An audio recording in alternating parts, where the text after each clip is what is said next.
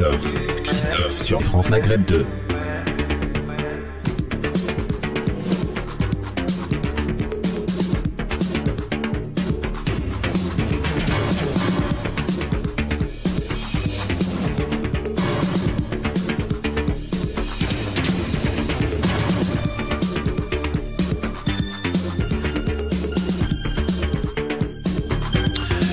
Bonjour à toutes, bonjour à tous, ravi de vous retrouver sur France Maghreb 2, c'est vendredi, nous sommes le 24 décembre et à vous toutes et vous tous et à tous celles et ceux qui fêtent Noël, joyeux Noël à tous, bien sûr à toute la communauté chrétienne du monde entier.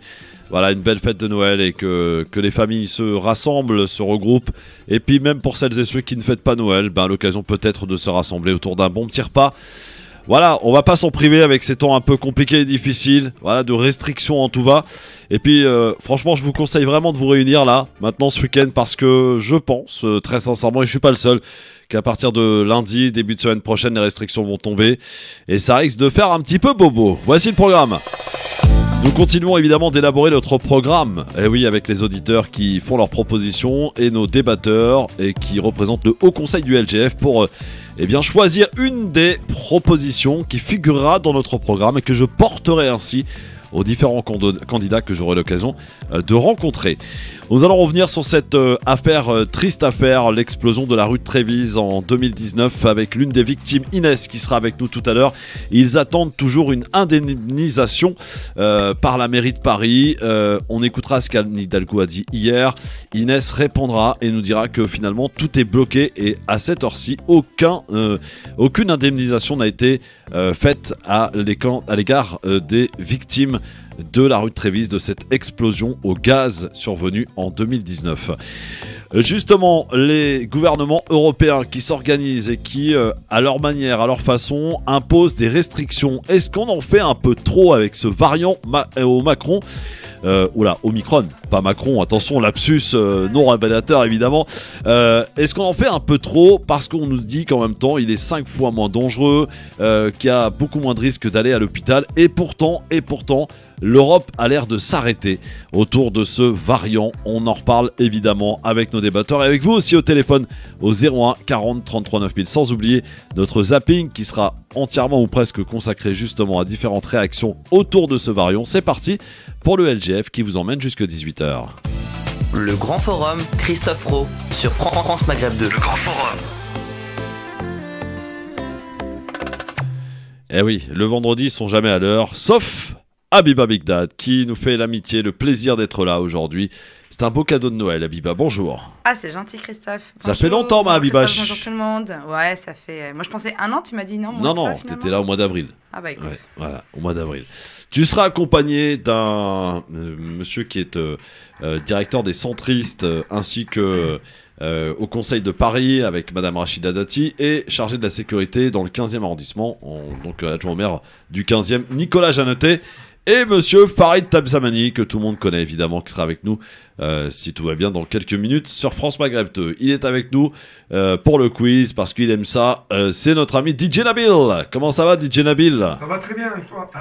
Hop, voilà, il est à ton micro. Je suis pas tout seul là, au niveau du quiz, il y a un troisième là. Ah, notre ami Ryan. Ouais, Salut Ryan. Salut Christophe. Alors Ryan, on va le présenter, t'es un stagiaire. C'est un ami surtout. Ouais, un ami, c'est ça. C'est un personnage. C'est un ami, ouais, c'est vrai. C'est ça. Ouais, c'est un ami en galère, mais tranquille, c'est pas grave. Bon, ça va mon Ryan ?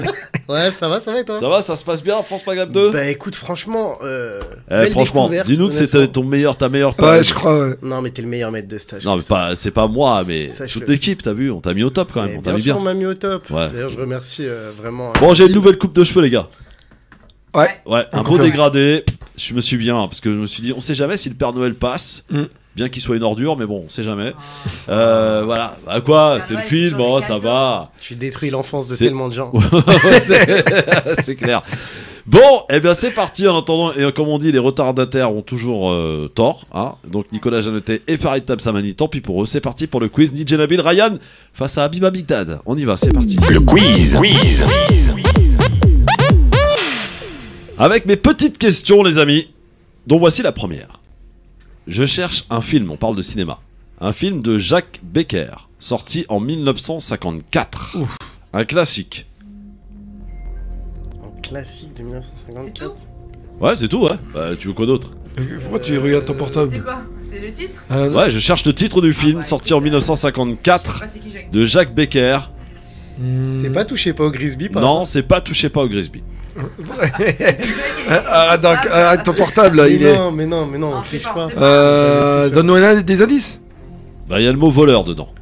Alibaba et 40 voleurs. Voilà, bonne Ah, réponse. c'est un génie. Alibaba et les 40 voleurs, exactement. Voilà, c'est tout. Vous l'avez pas vu ce film? Bah si, je l'ai vu, mais avec Fernandel. Bah ouais, mais sorti en 1954. Ouais, avec j'ai vu Fernandel, la- là Jacques Becker. Voilà. Mais il y a une version avec Gérard Junior en France. Ouais, mais on s'en fout de la version de Gérard Jugnot. Attends, C'est pas ça qui Christophe. m'intéresse. Arrête, Celui de Fernandel, là, c'est 1954. Oui, Ah bon, quand même. bah quand même, oui.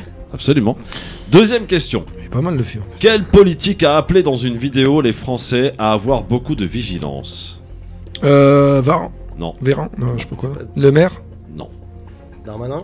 non. Ministre, t'as dit? Non, j'ai pas dit ministre, j'ai dit quelle personnalité Le politique. Pen. Non.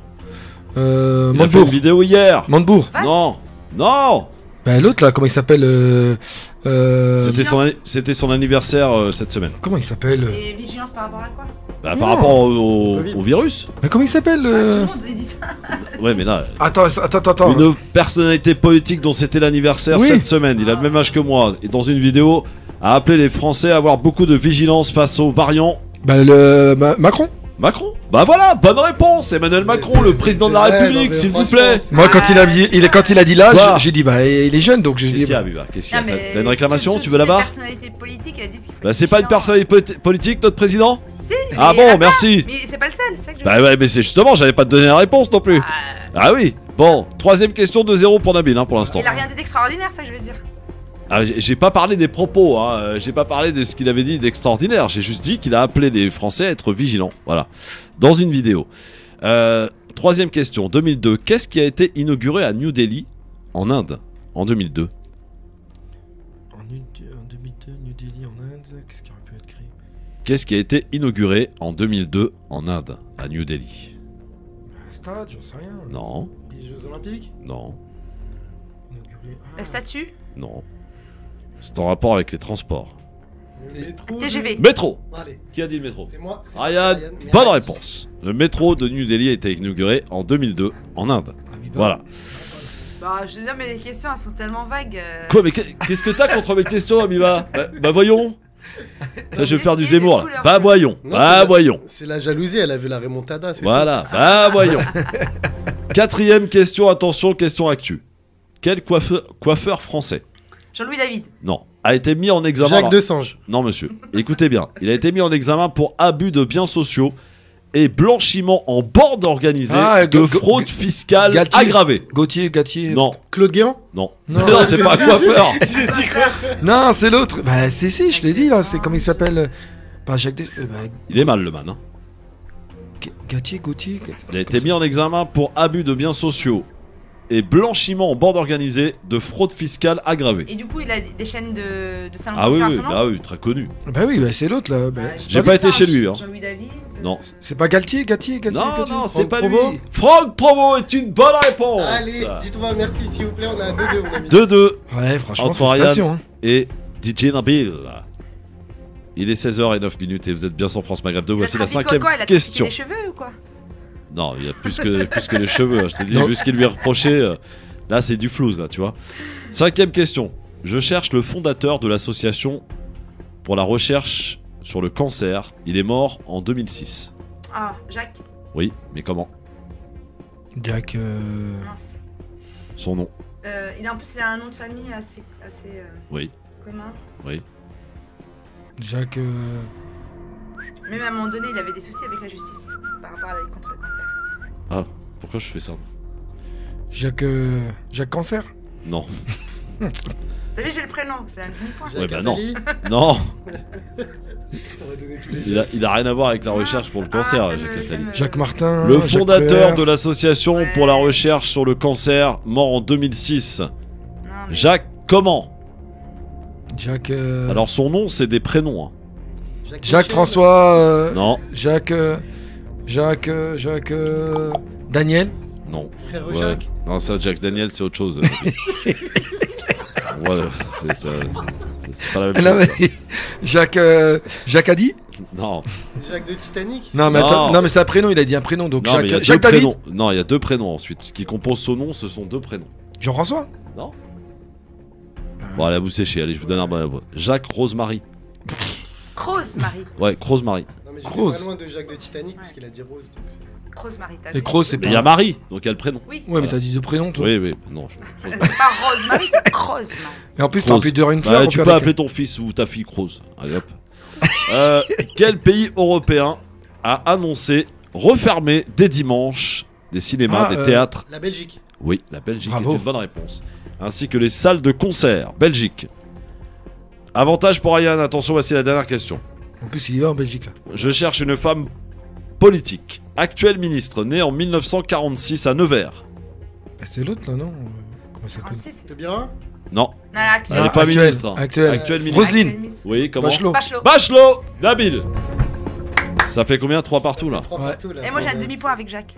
Rien du tout là. Ça va pas, non. Bon, une Je question savais, pour je voyais départager, sa là Je voyais Ouais, sa enfin, tête, je voyais son prénom, mais pas son nom de famille. Je vais le laisser gagner. Non, c'est faux. tu- La Coupe d'Afrique se déroulera au Maroc. Cameroun. C'est- Non, pas Maroc. Quelle date pour le début? 9 janvier. Ils ont- 9 janvier. Bravo Nabil. Victoire de DJ Nabil pour ce Ah, quiz, déjà. Ah, oui. effectivement. Ah, là, bravo, Voilà. bravo, franchement, Bah bravo. bravo. Bravo, Mr. DJ Nabil. De rien, avec Bonne plaisir. fête à toi. Également, mon cher ami. Tu seras là la semaine prochaine? Inch'Allah. Inch'Allah. Bon, très bien. Moi je reviens plus. Hein. Pourquoi? Non mais avec les questions comme ça, là, ça... Bah, c'est des questions normales. Sinon, tu fais comme les autres, tu viens à 90. Abibache. 95. Hein? Ah, bah oui, c'est pour ça qu'ils sont pas. C'est pour ça ils viennent Bah voir. oui. Eh. Abiba Big Dad a une réclamation à faire peut-être? Non, non, c'est bon. Ah, tout va bien Je alors, passe, ça va. Je passe. Ryan, Oui. c'est bientôt la fin pour toi? Ah ouais, non, là, c'est clair, là, je pense qu'on peut se le dire, c'est la fin. Ouais, c'est clair. Bon. Ouais, j'ai envie de pleurer limite. Bonne fin, t'inquiète, tout va bien. Tu peux revenir, hein. T'es ici à la maison. Ah, avec plaisir, merci Bon. Christophe. Restez avec nous dans un instant. Je vais prendre des nouvelles de nos chroniqueurs là pour savoir où ils sont. Hein, Farid Tabsamani et Ah, Nicolas c'est pas Jeannetet. sérieux tout ça, moi je dis. hein. C'est pas sérieux, c'est des mecs qui sont censés faire de la politique. Eh ben, bravo. hein. C'est pas avec des mecs comme ça qu'on va gagner la guerre. Hein. Nicolas Jeannetet, Farid Tabsamani, on aura une invitée tout à l'heure, une des victimes de l'explosion au gaz rue de Trévise à Paris. Survenue en 2019, s'appelle Inès, on l'avait déjà reçue il y a un mois et on souhaite faire le point sur l'avancée de cette affaire et des promesses faites par la mairie de Paris. 20 millions ont été débloqués pour les indemniser, les victimes. Jusqu'alors, les victimes n'ont toujours rien touché, malgré ce que dit Anne Hidalgo hier sur RMC. On en reparlera avec Inès tout à l'heure de cette affaire de la rue de Trévise. Et puis, bien entendu, on se posera la question concernant les gouvernements en Europe qui prennent des restrictions à tout va contre le nouveau variant. Est-ce qu'on en fait peut-être un peu trop vis-à-vis de ce variant? Est-ce qu'il faut peut-être relâcher un peu la pression et peut-être laisser vivre un peu les gens? J'ai envie de vous dire, on a envie de vivre nous, liberté. 01 40 33 9000, à tout de suite les amis. Le LGF, émission de référence, merci d'être avec nous en ce 24 décembre avec Abiba Big Dad qui est avec nous et avec Hello. Nicolas Jeannetet qui est arrivé, ça arrive au compte-gouttes dans cette émission. Ça va mon Nico? Oh, ça va dans les bouchons, parce que tu sais, Madame Hidalgo, ses pistes cyclables, etc. Je suis pas contre les pistes cyclables, je fais du vélo. Mais là, je suis venu en scooter du 15e, j'ai mis plus de 45 minutes, parce qu'en plus, les rues se sont rétrécies à cause des pistes cyclables, donc on peut même pas doubler les voitures. C'est un enfer. Vous avez vu un peu la vidéo dans laquelle elle s'est ridiculisée, Madame Hidalgo, cette semaine? Quand elle dit qu'il faut prendre les taxis. Ouais, elle a dit qu'elle Non. découvre Paris en taxi. En taxi, oui. Pour la maire de Paris, découvrir Paris, bon, c'est un peu limite quand même. Mais tu sais où elle habite chez moi, dans le 15e. Ah oui? Oui, elle a une petite maison. Ah, une petite maison, Voilà. s'il vous plaît. Machallah. Je devrais pas dévoiler Comme sa on vie dit. privée. Oui, Ah quand même, ça se fait pas. Madame 3%, faut l'appeler comment d'ailleurs? 2%. 2%. Il paraît qu'elle a même crédité de 0% dans quelques départements. Là, t'es vache. Non, c'est pas moi, c'est Ah, elle qui Ah, l'a mais il dit. y en a certains aussi C'est elle qui l'a regardent dit. département par département. C'est pas- c'est et la possible. d'autres, ils préfèrent C'est En souvent- Occitanie, mais tu sais- par exemple, elle est créditée de 0%. Mais tu sais, Christophe, on rigole là de Madame Hidalgo. Bon, c'est peut-être un peu méchant d'ailleurs parce que j'aime bien le personnage. Elle est plutôt sympa, plutôt renfermée un peu sur elle-même, un peu assez pudique. Mais ce qui m'inquiète plus, c'est que la gauche est très bas. est très basse. Et moi, je suis pour un retour du rapport gauche-droite. Et que la droite républicaine, laïque, soit pas présente à l'élection présidentielle, je ne trouve ça pas très bien. La gauche, tu veux dire? La gauche, pardon. Je dois Non, ça. mais je suis d'accord avec toi. J'entends ça Aujourd'hui, de la part d'un centriste, c'est bien. Non mais, Ouais, non, mais mais écoute, aujourd'hui Macron il a bouffé sur la droite, il a bouffé sur la gauche, il a complètement explosé la gauche. La droite elle est en train de se reconstruire malgré tout. Oui, Elle a parce réussi à résister malgré tout parce qu'elle a le Sénat, elle a beaucoup d'élus locaux et c'est ça qui l'a fait tenir. Mais tu parce sais, qu'elle aurait pu être en miettes aussi, mais c'est ça qui l'a sauvé. Et la gauche, La dernière élection présidentielle, malheureusement, Macron j'ai était envie en de fait un candidat de gauche. Et finalement, là, il va être un candidat de droite parce que tout le monde dit bien sûr que la France est à droite. Bien Et sûr, donc, ce mec. bien sûr. Bon, bref, allez. Allez, on va passer au zapping, c'est pour ça parti. que... Vas-y, on en parlera après. Tam Samani qui arrive en scooter est toujours pas là non plus, je le précise. Voilà, merci Madame Hidalgo, grâce à cause de J'ai vous. pris les transports, moi je suis arrivée à l'heure. Voilà, Même très et bah voilà, avance. il faut prendre les C'est vrai- transports. C'est vrai qu'on a de très beaux transports à Paris. Ah oui, et C'est pour ça vous les un élus, vous prenez pas maillage les de Paris transports. En termes Bah de oui, il y a un transport maillage, c'est pour ça. extraordinaire, c'est une des meilleures Et capitales au pourtant monde. j'habite pas à Paris. Mais bon, voilà. Et je vous quand on est né propose. à Paris, on a toujours pris le métro. Il y a un moment, on a envie de prendre le vélo ou le scooter. Voilà, Ouais, c'est- ouais. Non, ça dépend. Je vous propose pour commencer ce zapping le directeur de l'OMS qui s'en prend à la stratégie employée par pas mal de pays, dont la France, le tout vaccinal. Il explique pourquoi ça ne marchera pas. Aucun pays ne pourra se sortir de la pandémie à coup de doses de rappel. Des programmes de rappel sans discernement ont toutes les chances de prolonger la pandémie plutôt que d'y mettre fin. En détournant les doses disponibles vers les pays qui ont déjà des taux de vaccination élevés, cela offre ainsi au virus plus de possibilités de se répandre et de muter. Incroyable quand même, qui l'eût cru quand même. Voilà, à coup de dose de rappel, l'OMS te dit Alors, c'est pas la bonne stratégie. Voilà. Je précise d'ailleurs que la France s'apprête à signer un contrat avec Pfizer dans 2 semaines à peu près pour 2 milliards de doses pour l'année 2022-2023. Ça veut dire qu'on va pas s'arrêter à la 3e dose, les amis. moi, Oui, sur qu'est-ce cette qu'il y a question, de toute façon, le problème, c'est que les gens, alors, je dis les gens, mais bon, en majorité, le vaccin n'a jamais, son objectif, c'est pas de réduire la propagation du virus, puisque ça ne nous protège pas du virus, d'accord? Ça permet juste de ne pas développer des formes graves. Et on le voit bien aujourd'hui à l'hôpital, les gens qui sont reçus, qui sont hospitalisés dans les services de réanimation sont en grande majorité des personnes qui ne sont pas vaccinées. Donc l'objectif, c'était surtout de réduire le nombre de personnes à l'hôpital et que l'hôpital puisse continuer à avoir ses services classiques d'accueil des autres personnes malades et de pouvoir traiter le moins de personnes possible atteintes de la maladie de la Covid. Donc on le voit bien qu'aujourd'hui, malgré les 3e doses, le virus continue à circuler et malheureusement, on continue à avoir des nouvelles variantes. Ça, par contre, moi, je pensais que si on avait une couverture vaccinale assez grande, ça limiterait la transformation du virus en d'autres variants. Sauf que là, on parle de la France, mais je vous rappelle que le virus, il circule partout. Et on a encore des pays qui ne sont pas du tout totalement vaccinés. Donc, c'est là aussi d'où viennent aussi les variants. C'est dans des pays où, justement, le virus continue à circuler et continue à se transformer. Donc, on va se vacciner, on va se protéger d'un variant. Il va y avoir un autre variant qui va être déclaré ailleurs. Et il va falloir encore modifier le vaccin pour pouvoir combattre ce variant. La seule solution aujourd'hui, c'est une couverture vaccinale et d'envoyer ces doses dans les pays, gratuitement dans les pays qui ne sont pas encore vaccinés. C'est ça l'objectif, c'est d'augmenter la couverture vaccinale. C'est la seule solution. Depuis des mois et des mois, il faut vacciner le monde entier, il faut vacciner les pays en voie de développement. Je le dis, je le redis, je le redirai toujours. 3% seulement de la population en Afrique est vaccinée. Et ce variant, là, Omicron, là, qui part d'Afrique du Sud, seulement 26% de la population sud-africaine est aujourd'hui vaccinée. Donc, il faut, on aura toujours des développements. Alerte générale, l'équipe est au complet. Monsieur Tam Samani est arrivé. Comment ça se fait que t'arrives si en retard, toi? Comment ça se fait que t'arrives si en retard, mon Farid? Qu'est-ce qui se passe? J'ai quitté. Je suis sorti de table très tard. Ah oui, d'accord. Donc c'est pas à cause de Madame Hidalgo. Non, d'accord. C'est bien, moi c'est voilà. Bon, on écoutait le zapping, on a commencé le zapping en écoutant le directeur de l'OMS qui nous disait on va pas venir à bout de l'épidémie à coup de doses de rappel. Il a entièrement raison. Et il a raison, bien entendu. Sûr. Sauf que voilà, nous on a l'impression quand même, et on en parlait hier avec nos auditeurs qui sont vraiment très fort parce qu'ils nous ont collés collectivement hier. Il y a un auditeur qui nous appelait en disant moi écoutez, je ne suis pas vacciné, mais j'ai quand même été faire un test de sérologie.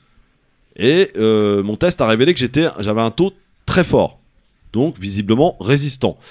Je suis allé dans un centre de vaccination, nous a-t-il dit hier, et j'ai présenté mon test, pensant que la dame allait me dire c'est pas la peine de vous vacciner, attendez un peu. Elle nous a dit si, il faut se vacciner. Donc on est, si vous voulez, dans une stratégie de vacciner pour vacciner. Et ben c'est pas comme ça qu'on arrivera à bout, visiblement, à en croire. Quand même, le directeur de l'OMS, c'est pas quand même le dernier des abrutis, on est d'accord quand même. Donc là, pour le coup, on peut s'en prendre quand même à cette stratégie de tout vacciner. Alors, et les politiques et les médias n'arrêtent pas de nous répéter allez vous vacciner, vacciner, oui, vacciner. Mais il faut se faire vacciner, Oui, il faut se faire Christophe. vacciner. Il Oui, faut aller se faire non, vacciner. il faudrait se faire vacciner et avant de se faire vacciner, vérifier sa sérologie. C'est important, les gars. Ça sert à rien de te faire vacciner Oui, si bien t'as sûr. une forte. Oui, si tu Oui, veux. oui, Bah c'est la oui, peine. mais c'est pas si je veux. Ouais, mais C'est une logique, mon C'est Nicolas. trop compliqué à expliquer Non, et aux jusqu'au- Français. Il la- faut des messages clairs. Le message clair, c'est allez vous faire vacciner. Bah oui, mais non, mais ça passe plus, Je ça, voulais Nicolas. juste revenir, Mais ça- très important, attends. je voulais vous donner 2 informations. Oui. Là, on parlait des doses Ouais. qui partent vers les pays en voie de développement. On aimerait Eh ben, bien. vous savez qu'au Niger, les doses, Oui, elles ont j'ai vu tellement ça. été stockées en 1 Europe million. avant d'être parties au Nigeria, Niger qu'on a dû Nigeria. détruire. Nigeria, Pardon, au Nigeria, pardon. Ouais. On a dû détruire plus d'1 million de Oui, oui, doses c'est vrai, t'as parce que raison. la date était périmée. Périmée. C'est totalement scandaleux. Voilà. Ouais, Non, c'est c'est vrai. un scandale. Et donc, moi, ce que j'ai envie de dire, c'est qu'on oublie souvent que c'est une pandémie mondiale. C'est mondial. Donc, aujourd'hui, tant qu'on ne traite pas ce virus de manière internationale, de manière mondiale, on n'arrivera jamais à bout. Donc, aujourd'hui, il faut que les gens ils prennent conscience que, OK, chaque pays fait en sorte de pouvoir vacciner sa population, mais il ne faut pas oublier aussi qu'il faut vacciner les autres pays et donner les doses parce qu'aujourd'hui, les autres pays ne sont pas en capacité de pouvoir acheter Et les je vais même vaccins. aller plus loin. C'est Il la santé faut, publique, c'est une il question de faut santé publique. une vraie politique de santé mondiale. Parce que vous savez que ce virus, Omicron, vous savez d'où il est sorti?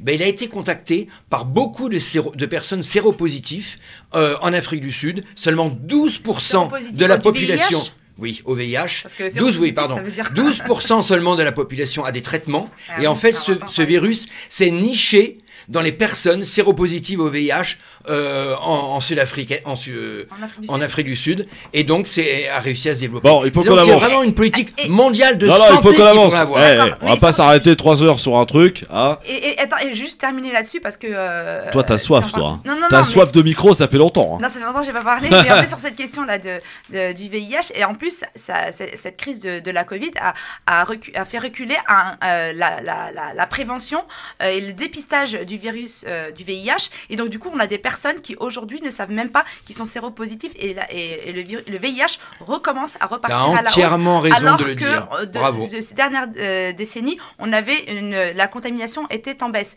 Et aujourd'hui, les gens ne sont pas au courant qu'ils sont porteurs du VIH. Ils continuent à contaminer, alors que s'ils savent qu'ils ont le VIH, il y a le traitement qui permet aujourd'hui d'avoir une charge virale qui est indétectable. On était arrivé à une solution pour mettre fin au VIH, et aujourd'hui, on est reparti à la hausse à cause de la Covid, à cause justement... J'applaudis, bravo, on le dit Non, jamais mais assez, il on faut- le il dit faut le jamais redire, assez. On n'est pas loin du 1er décembre de la journée internationale de lutte contre le sida. Il faut continuer à le dire. Et je parle du VIH, mais il y a d'autres maladies aussi, c'est pareil. Bon, D'accord.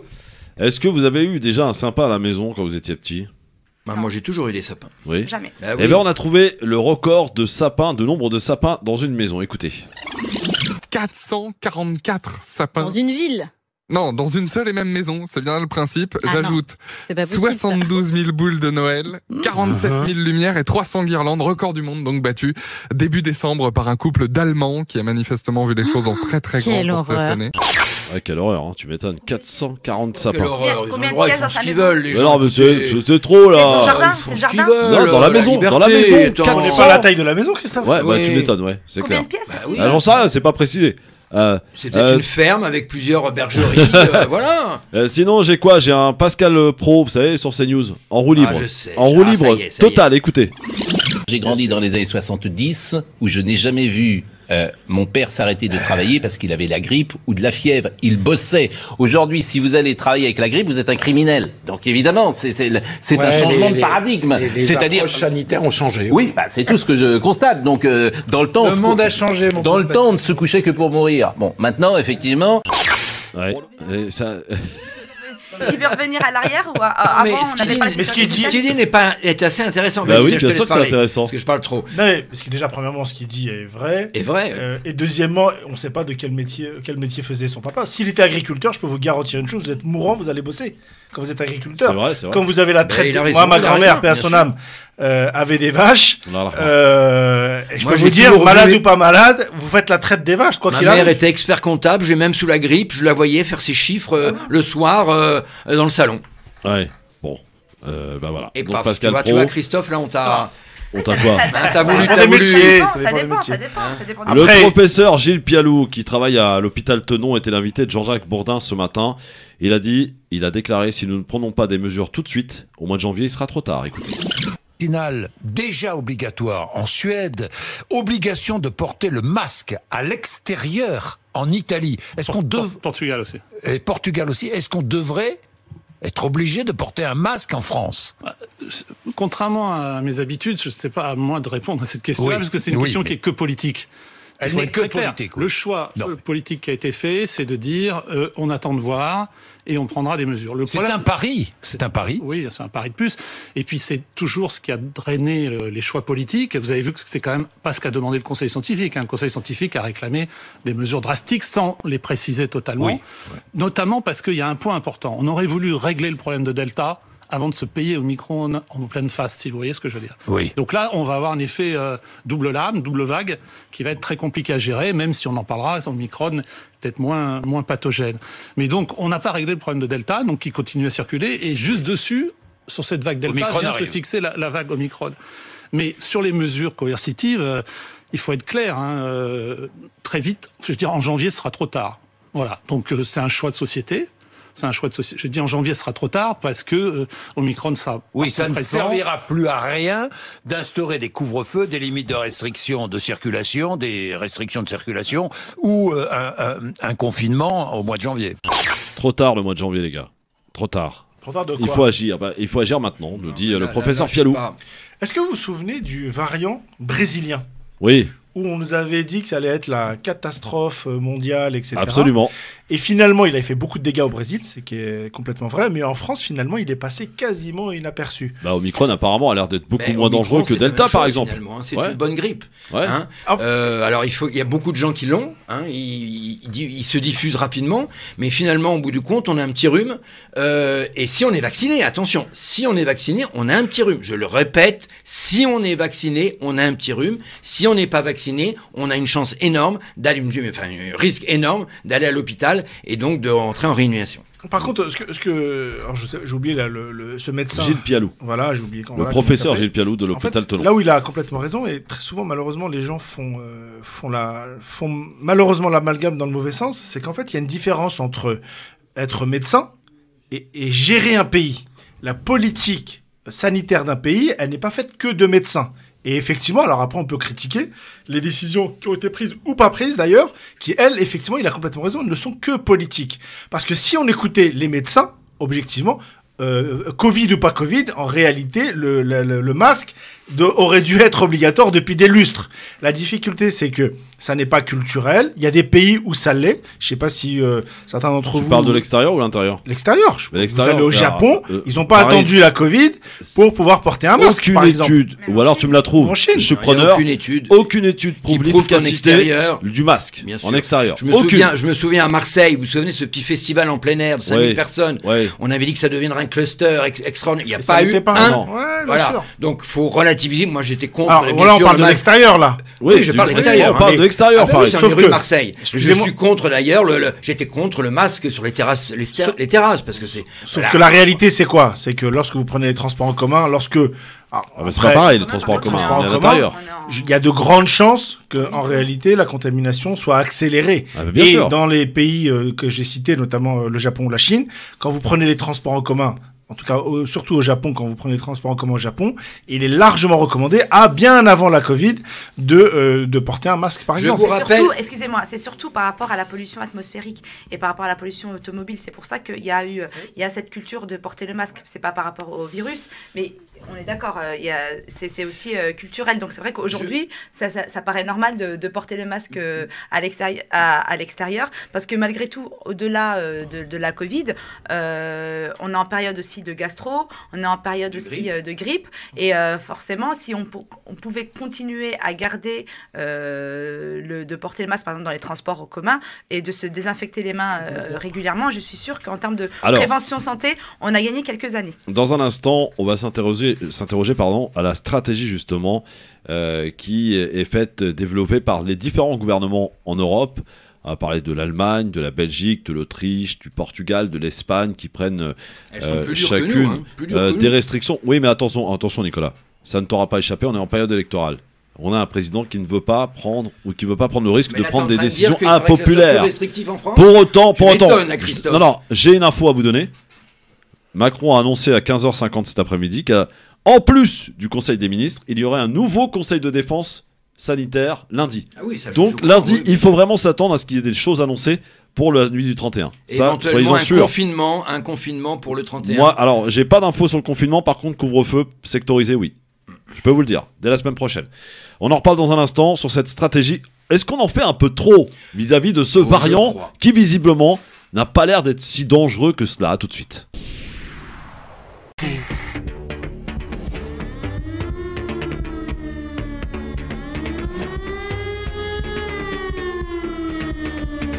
Merci d'être avec nous en direct sur France Maghreb 2, l'émission de référence. Ça s'appelle le Grand Forum. Farid Tabsamani est avec nous, Habiba Bigdad et Nicolas Jeanneté aussi. Vous savez que dans cette émission, depuis 2 semaines maintenant, et je pense que Farid y a participé déjà, nous continuons d'élaborer un programme pour porter aux candidats que nous allons recevoir durant cette campagne.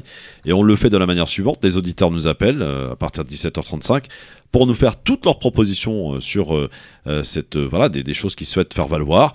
Et à la fin de cette émission, un peu avant 18h, les débatteurs, le Haut Conseil du LGF, représenté par Habiba, Nicolas et Farid aujourd'hui, choisiront collectivement une des propositions. Donc à 18h.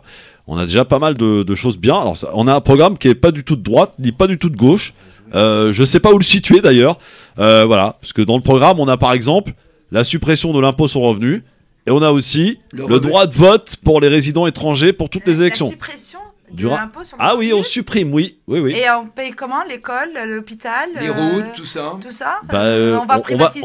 On va chercher chez les riches. Les hôpitaux, les lits de réanimation, comment on va les payer, mon cher Christophe? Ils n'ont pas de revenus, les riches. Les riches, ils n'ont pas de revenus? J'en sais rien. C'est eux c'est les libéraux qu'on choisit. Karim Alouache, je le balance. Allez hop, voilà. Ça c'est fait. Et pourtant, c'est un banquier, le mec. Voilà. Mais il va chercher où l'argent? Diminuer l'impôt sur le revenu. Non, mais vous savez ce qui va se passer. Vous savez ce qui va se passer? Où l'argent? Je vais prévoir quelque chose d'extraordinaire. Non, incroyable. Là, on est en train d'élaborer des propositions. Heureusement qu'on a des impôts pour avoir l'école, l'hôpital. 2 minutes. Vas-y, va payer. Après, il y a d'autres impositions. Non, il y a d'autres moyens d'aller chercher de l'argent à Biba. Arrête. Comme aux États-Unis, je me souviens avoir été une fois, j'ai fait une prise de sang, ça m'a même coûté $5 000. Oui, faut que tu la payes, sur place. Je vous explique comment ça va se passer. Fin janvier. Il faut proposer quelque chose en face. Au début février, fin janvier au début février. Je vais réunir toute l'équipe du LGF, dont toi aussi, Habiba. Ça sera par Skype, on se démerdera, on va trouver une solution. Et on passera pas toutes les propositions, et ça sera la majorité qui l'emportera. On valide, on valide pas. Voilà, on va faire ça bien. Vous allez voir, on va faire ça bien, c'est la démocratie. Voilà, et parfois, la démocratie, on a un peu de mal parce que ça correspond pas à ses convictions, mais il y a aussi des gens qui ont des choses à faire valoir. On pourrait aussi faire une grande émission avec tous les chroniqueurs. Oui. Ça serait sympa dans un autre lieu. Oui, dans un autre lieu alors. Un autre lieu, et chaque chroniqueur peut débattre les uns et les autres sur les propositions. Ça serait sympa, ça. Ça serait sympa. Alors, on va parler un petit peu de cette stratégie autour du variant Omicron, donc qui a été annoncé. Plus vite que prévu d'ailleurs, comme majoritaire en France. On avait parlé de fin janvier, puis début janvier, puis maintenant on nous parle de la semaine prochaine. Olivier Véran hier s'est exprimé à l'issue d'un chiffre record, hier record battu, de contaminés en une journée, en 24 heures, 88 000 contaminés. C'est le chiffre enregistré hier. Du coup, on avait un Olivier Véran assez inquiet. Écoutez. Je mesure que la vague du Delta commence à baisser, la vague Omicron, elle, monte extrêmement vite. Les chiffres d'aujourd'hui ne sont pas bons.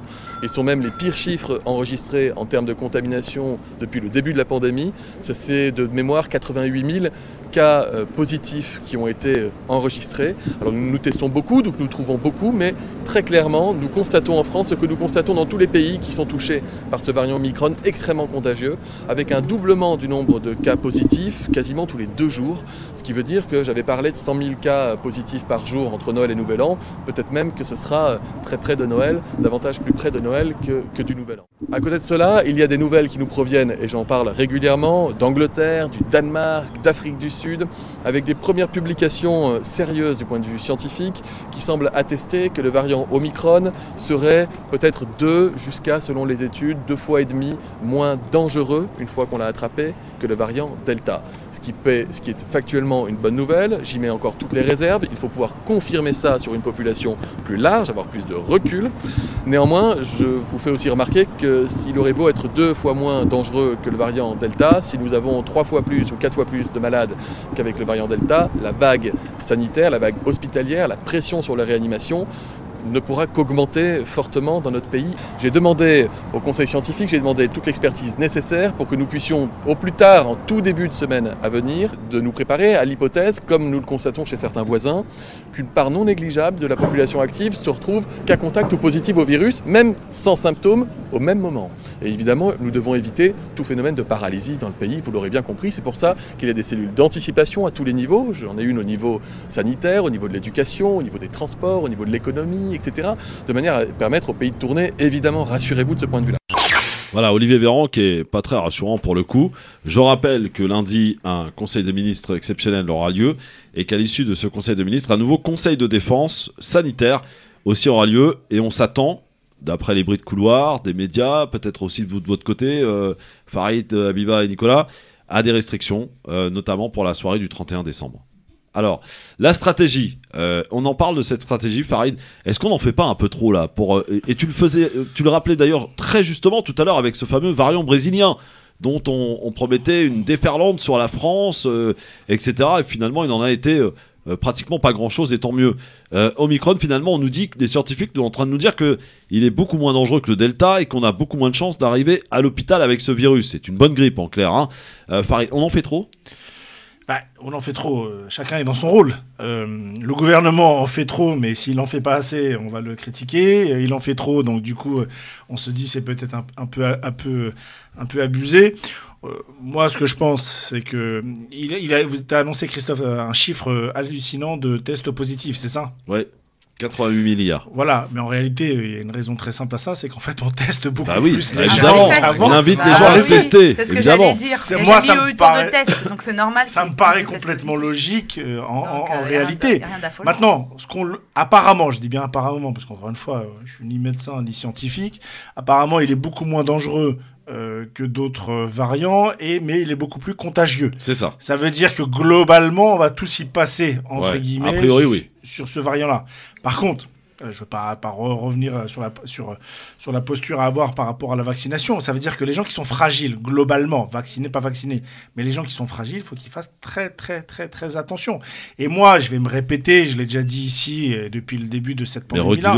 Ce qui me gêne, en réalité, dans ce gouvernement, c'est que, en fait, la posture que l'on a, c'est notre capacité ou non à absorber des malades en lit d'hôpitaux et notamment en réanimation. C'est le seul critère. Et c'est le seul critère. Moi, ça me gêne un peu. Ça me gêne un peu. Après, je suis pas. En même temps, ils ont fermé 6800 lits depuis le début de la pandémie. Hein. Pas depuis le début de la pandémie. Regardez les chiffres, les gars. 6800 lits. Non, il y a des fermetures. 6800 lits dans l'hôpital d'une façon générale, mais pas en réanimation. Qui t'a parlé de réanimation? C'est pas moi. Je t'ai dit, ils ont fermé 6800 lits dans les hôpitaux. Oui, ils ont fermé 6800 lits. Merci, quand même. Tout à fait, oui, je suis d'accord avec toi. Bon, c'est peut-être un peu gênant en pleine pandémie. C'est carrément gênant, même. Non, mais il faut nuancer. Où sont les 12 000 lits de réanimation prévus par Véran? Il n'y a aucune vision de l'hôpital aujourd'hui en France. C'est aberrant. Moi, ce qui m'a beaucoup choqué, vous vous souvenez, quand on a pris la première vague en mars 2020, on nous avait promis qu'après l'été, justement, on allait se réveiller, qu'on allait créer des lits en réanimation, etc. Ouais, bah, c'était le contraire. Sauf qu'en fait, ça s'était tellement calmé qu'on s'est dit, bah finalement, on va peut-être pas le faire, on va peut-être pas dépenser. T'as raison, t'avais Emmanuel Macron le 14 juillet 2020 qui nous dit on évitera la deuxième vague. Exactement. Moi, même si sur l'histoire des vagues, Macron, il est pas devin. La réalité, que ce soit lui ou que ce soit n'importe qui d'autre. Les autres, voilà, ça aurait été pas gouverner, c'est prévoir, dit-on. Oui, mais enfin bon, là, ce qui est choquant, sur un virus, c'est pas facile. Moi, ce qui me choque, mais ça ne m'engage que moi, c'est que sur la question de la santé, qui est un gouffre en réalité, notre pays, tous les pays, le coût de la santé, c'est tellement hallucinant que des pays se passent de santé. Et je peux vous en parler, je suis originaire d'un pays où le système de santé est pas extraordinaire. Enfin, mes parents sont originaires de ce pays où le système de santé est pas terrible. Et ce même pays d'ailleurs qui a prolongé l'état d'urgence jusqu'au 31 janvier. Oui, voilà. Alors du coup, on parle du Maroc. Du coup, parce que les conditions sanitaires ne sont pas excellentes, justement, il se permet, et je pense qu'il a complètement raison, d'avoir des mesures très restrictives par rapport à d'autres pays. Mais je voulais juste terminer sur un point. C'est que moi, je pense que sur la santé, dans notre pays, en France, je pense qu'il ne faut pas avoir de limites. Et que moi qui suis très à cheval sur le contrôle des comptes publics, sur la dette publique, etc., je suis complètement d'accord. Bon. Mais sur la santé, je pense qu'on ne devrait pas avoir de limites. Nicolas et Abiba donneront leur point de vue dans un instant, juste après une petite pause. Oui, il y en a beaucoup des pubs, hein, c'est normal, ça marche, c'est une émission de référence. Et c'est Noël, et c'est Noël. Ouais, bah, pas que, toute la pub, il y en a plein, à tout de suite. Et vous êtes invités évidemment, mesdames, messieurs, à intervenir, nous donner votre point de vue sur cette stratégie employée par les différents gouvernements européens. Est-ce qu'on peut regretter d'ailleurs, Abiba, qu'il n'y ait pas eu une politique générale et globale européenne pour lutter face à cette épidémie finalement ? Parce qu'on a l'impression que c'est chacun de son côté qui essaye. On en revient à ce qu'on disait. Je pose des questions. Voilà. Il aurait fallu une politique internationale même pour traiter ce virus. Parce que même si on fait la même chose au niveau de l'Europe, ça pose aussi la question du virus qui continue à se propager en dehors de l'Europe. Donc c'est une politique mondiale qui aurait dû être mise en place dès le départ, dès la conception du vaccin, et de pouvoir le déverser de manière homogène sur l'ensemble de la planète et mettre en place toute la logistique nécessaire pour y arriver. Et comme ça, on aurait de toute façon des variants, on aurait encore... mais au moins, on ne serait pas dans l'état où on est aujourd'hui, parce que je pense qu'on en a encore pour quelques années de ce virus. Nicolas. Oui, sauf que la politique de santé est aux États de le mener. Donc, il n'y a pas de politique de santé européenne. C'est peut-être un tort. D'ailleurs, il faudrait peut-être commencer à y réfléchir, mais c'est vrai qu'il n'y a pas de commissaire européen, je crois, à la santé. Et donc, chaque pays est souverain sur ce domaine. Voilà, c'est une des règles. Mais alors, on pourrait effectivement penser à autre chose, oui. Abiba, est-ce qu'on en fait trop, alors, finalement, avec ce variant Omicron, là, et ces restrictions à tout va je pense à l'Allemagne, la Belgique, l'Autriche, l'Espagne, le Portugal, et peut-être la France la semaine prochaine, faut s'y attendre. On voit que, de toute façon, les études l'ont montré, qu'il était moins dangereux que le variant Delta. Que aujourd'hui mais 2 fois ou 3 fois plus contagieux, c'est ça le plus contagieux. Après, il est contagieux, mais le virus de la grippe aussi, il est contagieux. Ça veut rien dire. Le virus de la gastro aussi. Chaque année, il y avait 10 000 morts, 10 000 morts de la grippe. D'ailleurs, est-ce qu'ils seront là, les 10 000 morts de la grippe cette année ? Voilà, la virulence, c'est une question.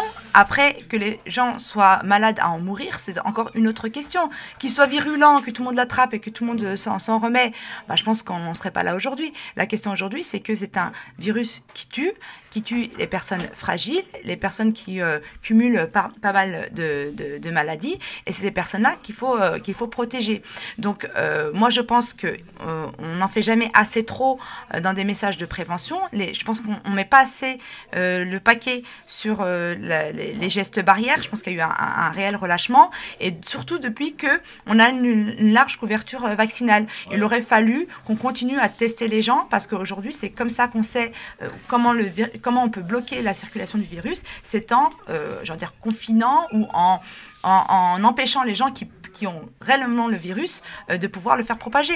Moi, aujourd'hui, ça se trouve, chez moi, il circule, j'en sais rien du tout. C'est vrai que je vais me faire tester, je serai positive, mais j'en sais rien, je continue à discuter avec les gens, je continue à avoir des gens. Donc, des fois, les gens, ils se font tester, alors parce qu'ils doivent voyager, parce qu'ils vont aller voir des personnes fragiles, donc c'est un peu le hasard qui font que les gens se font tester et voient qu'ils sont positifs. Mais sinon, si tu n'as aucune raison de te faire tester, bah, tu te fais pas tester et le virus continue à circuler. Et tu te dis vacciné, donc protégé, donc ça va. Alors que normalement, on devrait faire plus de tests, je pense, et rendre le test gratuit, justement. Et c'est ce qu'avait demandé la France Insoumise, par exemple, à ce qu'on rende les tests gratuits. Mais ça, il n'y a pas que la France Insoumise. Hein. Moi, je le demande aussi. Attention, les autotests, hein, je parle. Attendez, on va se calmer, parce que moi, ce que j'ai entendu dans les médias, c'est la France Insoumise, j'y peux rien. Hein, les autotests, aujourd'hui, qu'on doit faire 2 fois par semaine pour avoir un indice, eh ben moi, j'estime effectivement qu'il faut qu'ils soient gratuits. Voilà. Ils sont à 5 € aujourd'hui, c'est trop cher, il faudrait qu'ils soient gratuits. Alors justement, comment on venir à bout? Je veux dire, là, j'ai l'impression quand même que les gens commencent à être fatigués, mon Farid. Fatigués de tout ça, cette tension anxiogène. Tu vois, voilà, on a l'impression que les gens on leur met tout le temps des restrictions. Jusqu'à encore, moi, je me rappelle quand même l'année dernière. On nous disait, voilà, il faut faire des restrictions, il faut faire attention en attendant les vaccins. Et j'ai l'impression qu'on nous ressort les mêmes discours un an après, en ayant la 3e dose, Farid. Ça n'a plus de sens. Mais oui, mais la difficulté, c'est qu'on a été très mauvais en termes de pédagogie au tout début. Ce qui fait qu'en fait, beaucoup de gens restent tout au début. Exactement, et restent sur ça, et donc du coup ne comprennent pas, et à juste titre, expriment leur désaccord, notamment sur les restrictions de liberté, etc. C'est marrant pour personne. C'est d'un point de vue d'ailleurs de la santé mentale des citoyens, en tout cas des Français, c'est un impact considérable. Et notamment pour les enfants. Exactement, les jeunes, dans les écoles, c'est catastrophique. Je rappelle que l'année dernière, on a quand même été touché notamment par des restrictions éducatives où en fait on était passé sur du mix, de l'hybride, c'est-à-dire du présentiel et du distanciel, que ce sont des catastrophes pour les territoires les plus fragiles et notamment les quartiers populaires ou qui ne sont pas forcément les plus équipés ou en tout cas qui en souffrent le plus. Donc tout ça pèse.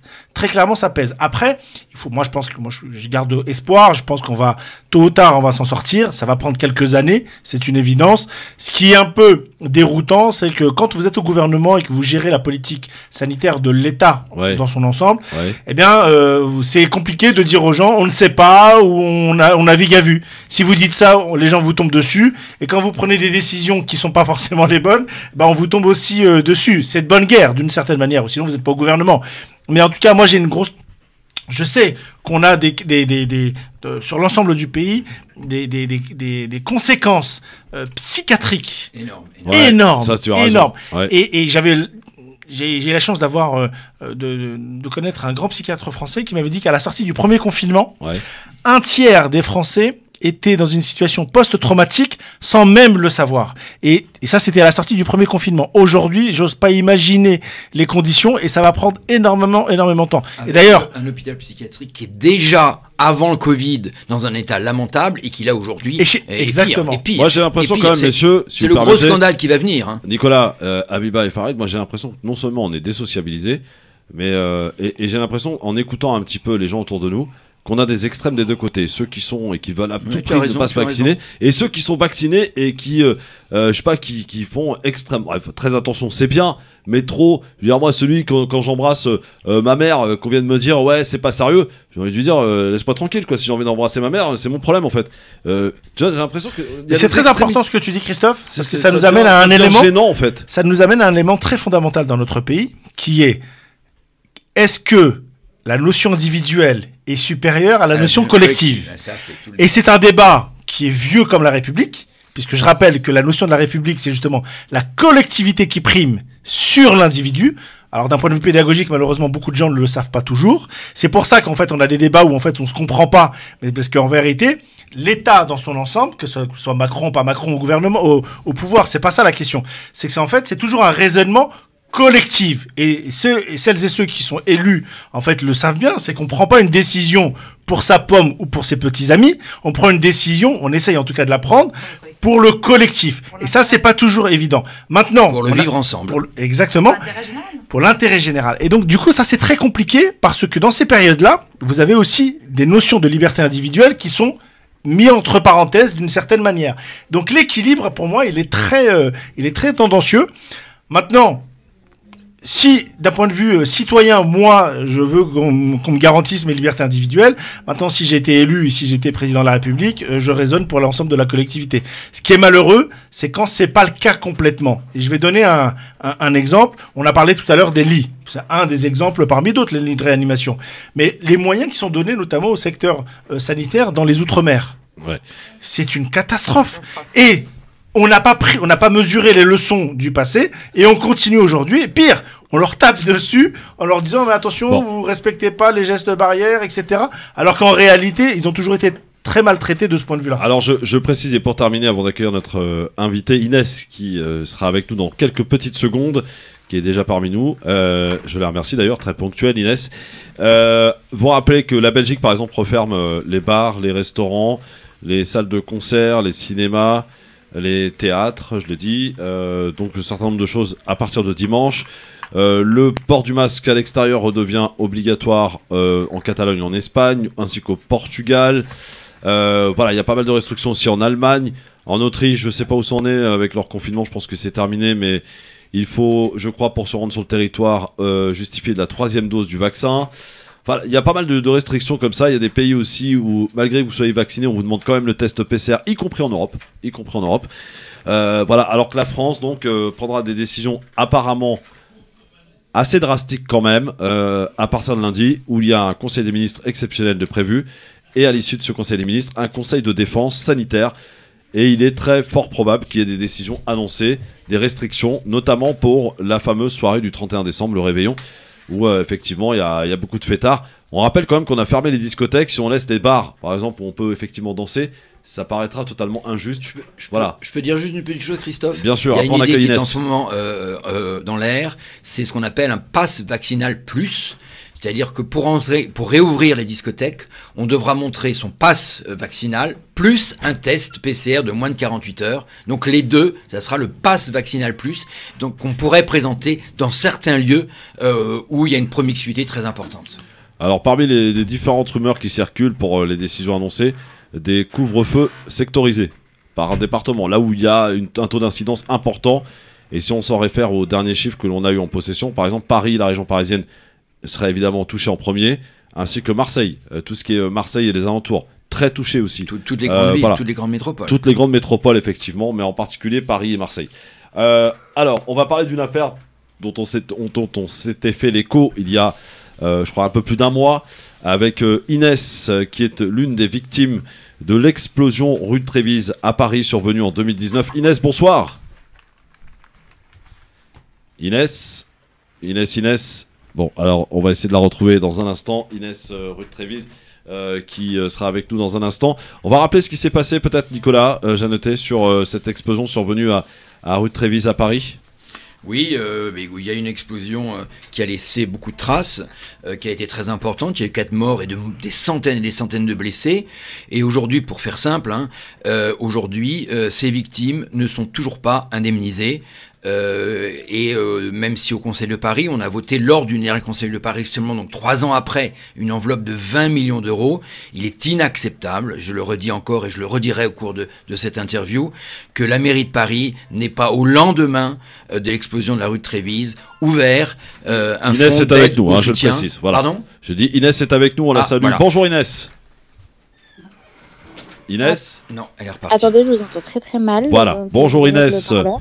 Voilà, mettez ce qu'il vous faut régler. Donc le temps que Nicolas termine, pardon de t'avoir coupé mon Nicolas. Donc ce qui s'est passé rue de Trévise en 2019, Nicolas Jeannetet.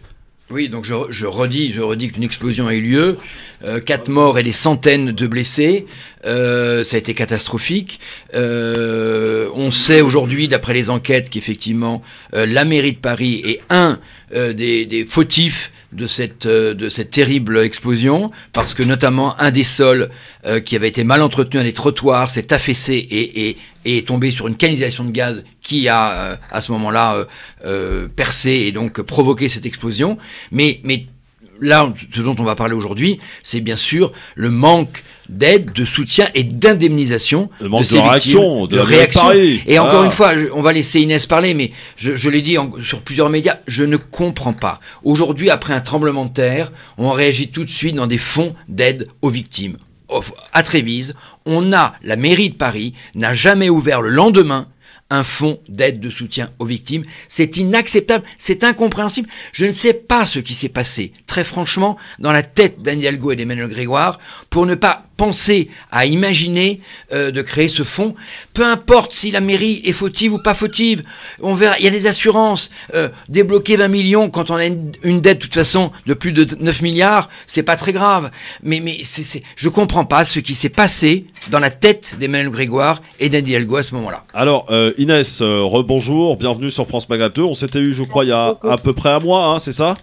Un peu moins. Un peu moins, d'accord. Et donc, alors, hier, il y a 3 semaines, je crois. Je vous ai invité parce que hier, on a entendu, et on peut lui rendre hommage quand même à Jean-Jacques Bourdin, qui a dit, et qui a promis à Hidalgo, à chaque fois qu'il la recevrait, de lui parler de ce dossier, selon lui, qui n'avance pas. Je propose de réécouter le passage concernant cette affaire rue de Trévise.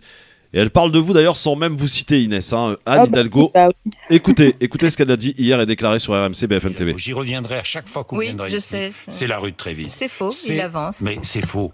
Vous m'aviez dit la dernière fois que les indemnisations interviendraient avant la fin de l'année 2021. Nous sommes le 23. Oui, mais vous ne pouvez pas seront dire que ça indemnisés n'avance avant pas. la fin? Vous ne pouvez pas dire, cher Jean-Jacques Bourdin, que ça n'avance pas. Anne Hidalgo, il y a d'ailleurs...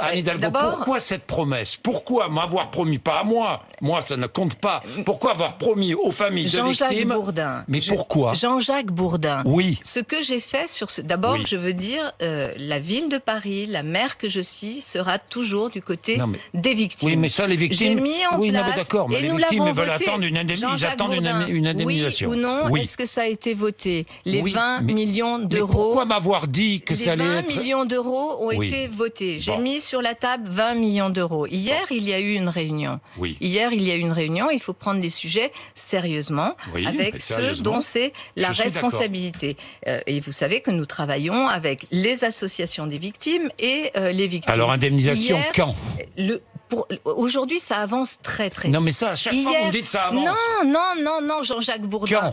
Ce n'est pas la maire de Paris qui décide du quand. La maire de Paris, qu'est-ce qu'elle a fait? Elle a mis 20 millions d'euros sur la table, ce qui n'avait jamais été fait auparavant. Et ces 20 millions d'euros, ils se discutent avec qui? Avec les associations de victimes. Hier, le 22 décembre, il y avait une réunion avec ces associations de victimes, avec aussi, bien sûr, le gouvernement et le Premier ministre. Parce qu'évidemment, vous le savez, cet argent ne peut pas être utilisé sans avoir un certain nombre de critères. Quelle a été la conclusion de cette réunion? La conclusion de cette réunion a été de dire, par les associations de victimes, qu'ils préfèrent, y compris prendre quelques jours de plus pour avoir un bon accord et pouvoir être sûr de pouvoir enclencher cet argent. C'est pas moi qui vais décider. Avant le 12 janvier? Avant le 12 janvier, je l'espère, évidemment. Et on va tout faire pour que ce soit avant le 12 janvier. Mais ce que je peux vous dire, cher Jean-Jacques Bourdin, c'est que personnellement, je suis cette situation personnellement. Je suis y compris la situation de cette jeune femme qui m'importe beaucoup, à laquelle nous avons proposé des appartements. Il y en a un qui aurait pu être extrêmement intéressant, mais qui ne permettait pas suffisamment pour elle, compte tenu de son handicap de circulation. Je m'y intéresse personnellement. Ce que je peux vous dire, c'est que nous faisons les choses non seulement sérieusement, mais que par ailleurs, je vais finir là-dessus, Jean-Jacques Bourdin. Ce que ça révèle, c'est que le temps de la justice pour décréter les indemnisations, ce temps de la justice est beaucoup trop long.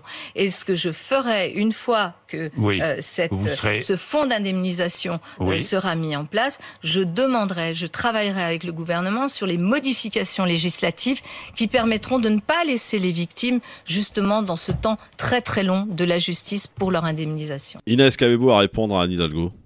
Alors, plusieurs choses sur son passage. Donc la première chose, quand elle dit qu'elle a posé 20 millions sur la table, je me demande quelle table, parce que personne ne les a vus, les 20 millions. Elle promet qu'on les touchera, on devait les toucher en octobre, puis après ça a été en novembre, puis après ça a été en décembre, puis maintenant c'est avant le 12 janvier. Mais est-ce qu'elle a compris ce que son adjoint avait dit il y a quelques temps? Il y a 2 semaines, son adjoint, pendant une des réunions, a dit que ça ne serait pas avant février-mars. Donc ça veut dire que déjà, ses adjoints et elle-même ne se parlent même pas. Ils ne s'écoutent pas. Chacun donne son avis sur son dossier. Alors voilà, donc c'est de l'incompétence totale. Ensuite, quand elle dit que c'est des associations qui ne sont pas d'accord, qui veulent des jours en plus, etc. Alors le 22, il y a eu une réunion, mais les associations n'étaient pas invitées. Donc quand tu as dit que les associations étaient là et que c'est les associations qui ont demandé quelques jours en plus, c'est impossible puisque les associations n'étaient pas invitées. C'était une réunion privée. Nicolas, est-ce que tu es au courant de cette réunion du 22 ? Non, ce que je sais, c'est qu'effectivement... Oui, Nicolas Janoté, je rappelle que vous êtes au Conseil de Paris. Je suis conseiller de Paris, je suis vice-président du groupe Changer Paris, donc Voilà. avec Rachel Dati. Donc dans l'opposition, on est quand même le premier groupe en nombre d'élus au Conseil de Paris. Effectivement, nous avons voté une enveloppe de 20 millions d'euros, mais 3 ans après... Elle existe ou pas, cette enveloppe ? Oui. Parce qu'Inès a dit on l'a voté, jamais vue, nous. On l'a votée, elle est budgétée, donc elle existe. Elle est sur elle une est ligne où alors ? Non, mais elle est sur une ligne budgétaire. Bon, elle existe, on l'a votée, elle est budgétée. Bon, 3 ans après quand même, c'est ça qui est important. 3 ans après.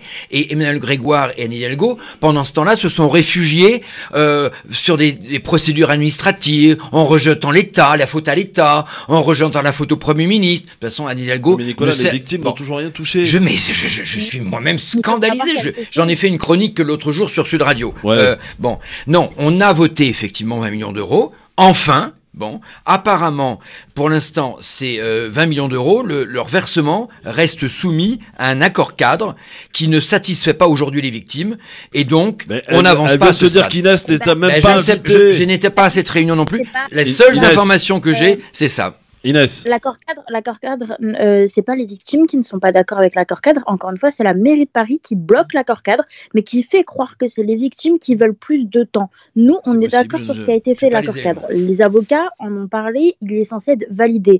Il est censé y avoir une réunion le 5 janvier pour parler encore de l'accord cadre. Mais il est loin d'être signé, puisque Emmanuel Grégoire a annoncé sa signature en février-mars, quand il sera revoté au prochain Conseil de Paris.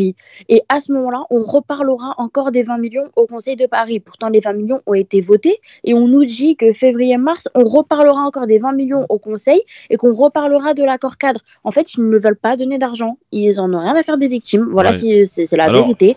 Ils se foutent un peu de nous. Quand elle parle mal des associations, alors qu'elle les a jamais invitées aux réunions et qu'elle-même, d'ailleurs, elle n'y participe même pas, c'est un peu se foutre de nous.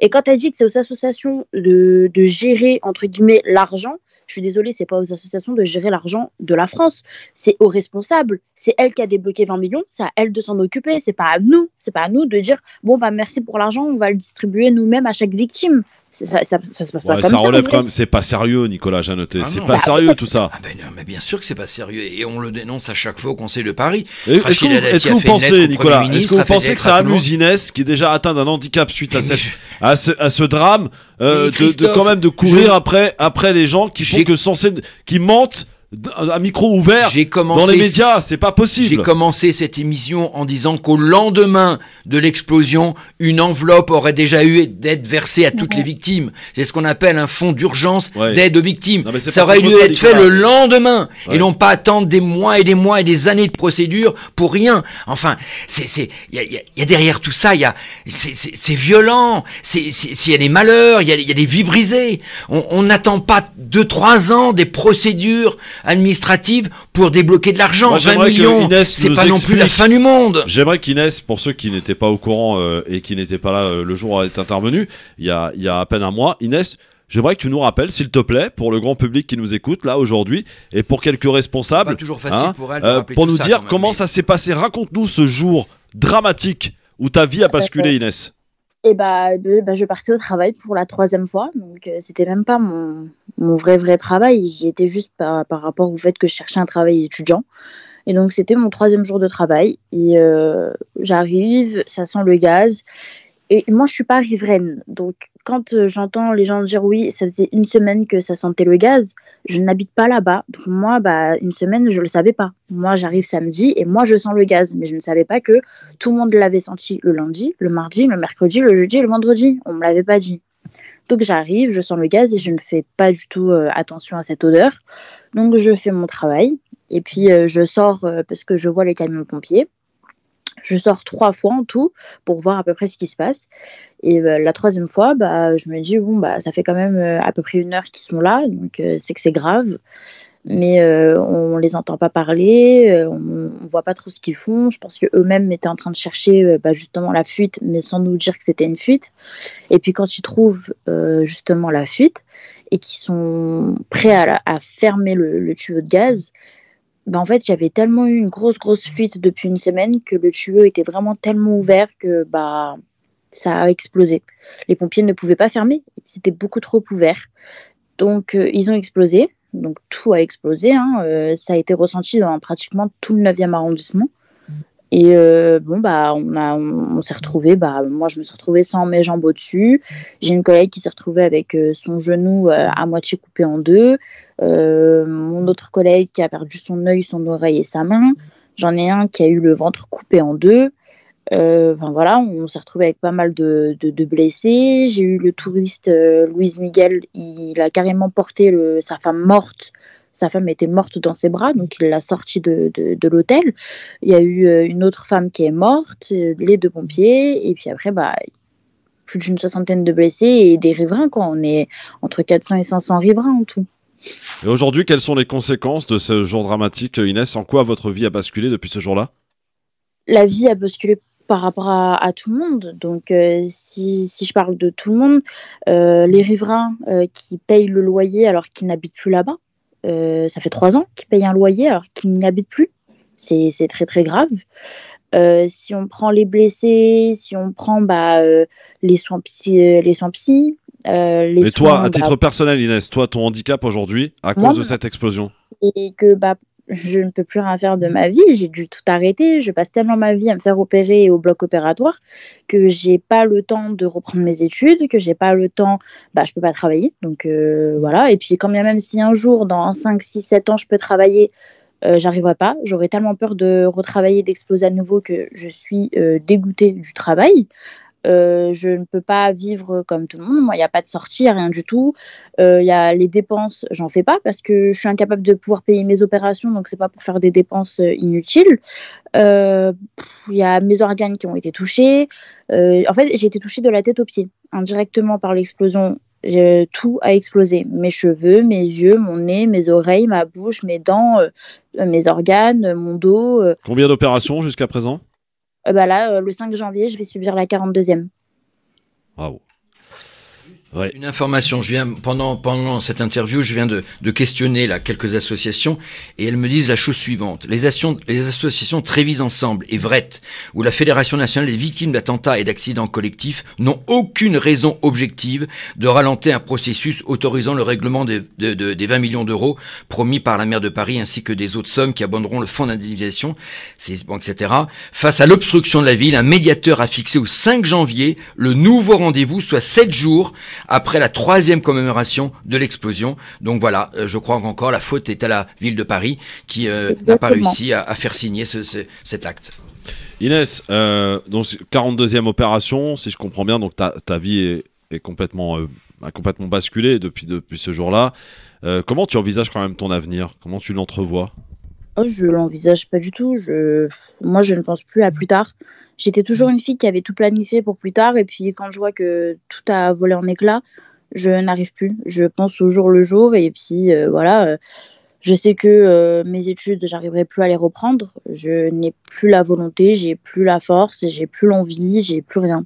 Je suis tellement épuisée dans ce combat que quand le combat va finir, j'aurai plus d'énergie à mettre autre part. On m'aura lessivé, donc moi je vois plus rien. Tu as dit quelque chose d'extraordinaire, de terrible en même temps. Tu as dit je dois payer moi-même mes opérations. On est en France. Comment ça se fait? Eh ben, légalement, la sécurité sociale, après 3 ans, a le droit d'arrêter de payer des soins et de demander à ce qu'on se retourne contre les coupables, chose qu'on fait. Mais si les coupables ne veulent pas prendre leurs responsabilités, on se retrouve avec des gens qui veulent pas payer et des gens qui veulent pas payer, et voilà, on paye. C'est hallucinant. Alors bouge pas Inès, dans un instant on continue de parler, parce que j'aimerais que tu réagisses aussi, parce qu'elle a parlé de toi sans te nommer aussi dans cette interview hier matin, de Inès, cette jeune fille à qui on a trouvé des appartements. Tu vas nous dire d'ailleurs où on t'avait proposé un appartement, il faut que tu nous le dises dans un instant, ne bougez pas juste après la petite pause, à tout de suite. Le grand forum sur France Maghreb 2, et vous le savez, dans cette émission, plus que jamais, on aime suivre les dossiers, les affaires que l'on médiatise. Donc l'affaire de l'explosion rue de Trévise à Paris, l'explosion au gaz, tout le monde s'en souvient, je pense, de ce qui s'était passé ce jour-là. D'ailleurs, on arrive bientôt à la date anniversaire, le triste date anniversaire de ce tragique drame qui est survenu ce jour-là à Paris. Et pourtant, 3 ans après, on est encore en train de parler d'indemniser les victimes. On est en train de parler avec Inès, qui est avec nous aujourd'hui, que nous avions reçu il y a à peine un mois sur France Maghreb 2. Et Nicolas et Farid, d'ailleurs, étaient présents ce jour-là. Aujourd'hui, Inès nous dit qu'elle va faire sa 42e opération, qu'elle est obligée de payer ses opérations elle-même parce que la sécurité sociale, au bout de 3 ans, disent c'est à vous de vous retourner contre les coupables. Alors qu'ils essaient, mais ils n'arrivent même pas à obtenir ne serait-ce qu'une petite indemnité. Voilà où on en est aujourd'hui. On a une victime qui s'appelle Inès, et c'est pas la seule, mais Inès, c'est celle qui est avec nous aujourd'hui, dont sa vie a complètement basculé face à ce drame. Et on essaie de trouver des solutions. Je veux dire, si cette émission doit servir à quelque chose, c'est au moins de régler... malheureusement, ça va pas arranger la vie d'Inès, mais au moins qu'elle puisse retrouver, qu'elle puisse se faire opérer avec l'argent dont elle a besoin, que les coupables soient punis. C'est quand même gravissime ce qui s'est passé. Il y a eu négligence autour de cette affaire. Grave négligence. Oui, d'ailleurs, faut pas oublier Engie, donc Gaz de France, et d'ailleurs la filière, la filiale d'Engie, acteur principal du risque, selon les avocats des victimes, est assignée d'ailleurs en référé, et ils ont réclamé que les distributeurs s'investissent dans le dispositif indemnitaire, même s'ils n'ont pas été mis en examen. Et aujourd'hui, GRDF n'a dédommagé ni les victimes et personne, ni les blessés, pas plus d'ailleurs que les 500 riverains qui ont été affectés. Il y a aussi un autre coupable, c'est le GRDF. Alors Inès, Anne Hidalgo, on l'a écouté tout à l'heure. Coupable, Pardon Inès? GRDF n'est pas coupable. Ils ont été écartés. Il y a 2 mises en examen, c'est... Ils n'ont pas été mis en examen. Ils n'ont pas été mis en examen, exact. Ah oui, ils sont écartés. Mais au motif qu'ils ne se sentent pas responsables, là aussi, je reviens à mon propos du début. Face à un tel drame, GRDF, on débloque de l'argent, on débloque un fonds pour les aides aux victimes. Attends, Inès. Ils font tellement de bénéfices, la question se pose. Mais c'est humain. Oui, mais attendez, on écoute Inès parce que là-dessus c'est important. Oui, après, attends, bouge pas. GRDF a débloqué de l'argent, mais malheureusement, l'argent, ils ne peuvent pas le donner comme ça, parce qu'en plus, ils ne sont pas mis en examen, ils ne sont pas jugés coupables, ils ne sont pas responsables, donc ils ne peuvent pas le donner comme ça, l'argent. C'est logique. Mais justement, ça se passe sur l'accord cadre. Donc eux, ils ont débloqué l'argent et ils attendent que l'accord cadre soit signé pour que toutes les parties qui auront signé l'accord cadre puissent donner l'argent. C'est un élément que j'avais pas, mais d'accord. Ouais, voilà. Mais vu que la mairie de Paris ne veut pas signer cet accord cadre, et GRDF qui débloque de l'argent est en train d'attendre. Et en plus, il faut savoir que GRDF, ça fait 2 ans qu'ils ont débloqué de l'argent. Incroyable, mais c'est hallucinant cette affaire. Inès, juste avant, Abiba, pousse pas, Abiba, tu vas pouvoir poser ta question. Je voulais juste revenir quand même sur Anne Hidalgo, qui a parlé de toi sans te nommer, en disant que ta situation lui importe beaucoup, qu'elle essaie de personnellement s'impliquer, et que on t'a proposé des appartements, Inès. Ça fait 2 fois qu'elle parle de moi sans dire mon prénom. Donc la première fois, c'était au Conseil de Paris où elle dit cette jeune femme à qui nous avons proposé 20 logements. Et puis après, j'avais parlé sur Twitter en disant j'ai jamais eu 20 logements de proposés. Donc voilà. Et puis là, elle reparle de cette femme dont personnellement ça m'importe, je ne sais quoi. Donc je pense déjà qu'elle voulait faire un lapsus, parce qu'elle voulait dire m'importune, mais elle n'a pas osé. Mais bon, cette jeune femme, son cas m'importe, à qui nous avons proposé un logement qui au final n'était pas adapté suite à son handicap. Donc en fait, ça veut dire qu'on propose des logements aux handicapés et après, on se rappelle qu'ils sont handicapés et que, ah oui, mince, il ne s'est pas adapté pour elle. C'est du n'importe quoi. Non mais dis-nous, on t'a proposé un appartement, Inès, c'est important, tu me l'as dit en antenne, dis-le. On m'a proposé à La Chapelle, beau milieu du 18e, alors que je n'avais jamais demandé le 18e, au beau milieu du quartier des Cracks, pas adapté, trottoir, il fallait voir la photo du trottoir, c'est n'importe quoi. En face de moi, j'avais une boulangerie, un jardin et des pompes funèbres. Il n'y avait rien autour, pas de transport, rien du tout.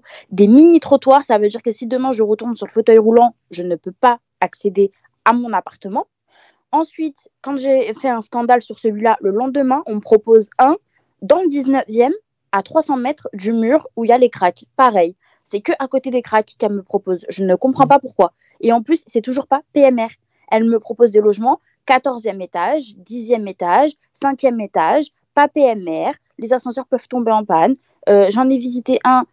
Si demain je retourne sur le fauteuil, mon fauteuil, il ne passe pas. Je ne peux pas être dans les couloirs avec. C'est du n'importe quoi ce qu'on est en train de me proposer. On est en train de me faire croire qu'il n'y a aucun logement adapté à une handicapée. C'est n'importe quoi. C'est limite une insulte qu'on fait à Inès. Abiba, tu avais une question à poser. Oui, moi j'avais une question concernant l'indemnité de 20 millions d'euros, est-ce que c'est 20 millions d'euros donc on vient de parler de GRDF, donc ça veut dire que dedans il y a aussi GRDF. C'est d'où vient cet argent? C'est la ville de Paris qui a débloqué. C'est uniquement la ville de Paris sur le budget. Voilà, donc sur le budget municipal. D'accord, très bien. Donc au-delà de cette indemnité, et comme je suis d'accord avec toi, Nicolas, c'est quelque chose qui aurait dû être débloqué depuis le début. Et comme tu dis, quand on voit les collectivités, les dettes qu'elles ont, on n'est pas à quelques millions près, surtout sur une catastrophe comme celle-ci. Et moi, ce que je n'ai pas compris là par rapport à l'avance de l'argent pour les soins, c'est incroyable quand même, parce que suite à cette catastrophe qui est subie et visiblement subie par un certain nombre de victimes, voilà, il y a eu des morts quand même. Je veux dire, on n'est pas sur quelque chose où on doit savoir qui est responsable et tout. Il faut débloquer cet argent pour les indemnités et surtout donner accès aux soins gratuitement à l'ensemble des victimes. On ne doit pas se poser la question. Aujourd'hui, on est en 2021 sur une catastrophe qui est assez évidente. Donc déclarer la catastrophe, comme on déclare des catastrophes naturelles, et bien là on déclare la catastrophe qui débloque tout pour les assurances, pour la sécurité sociale. Et je comprends pas qu'on puisse bloquer les gens dans l'accès à leurs soins par rapport à l'argent.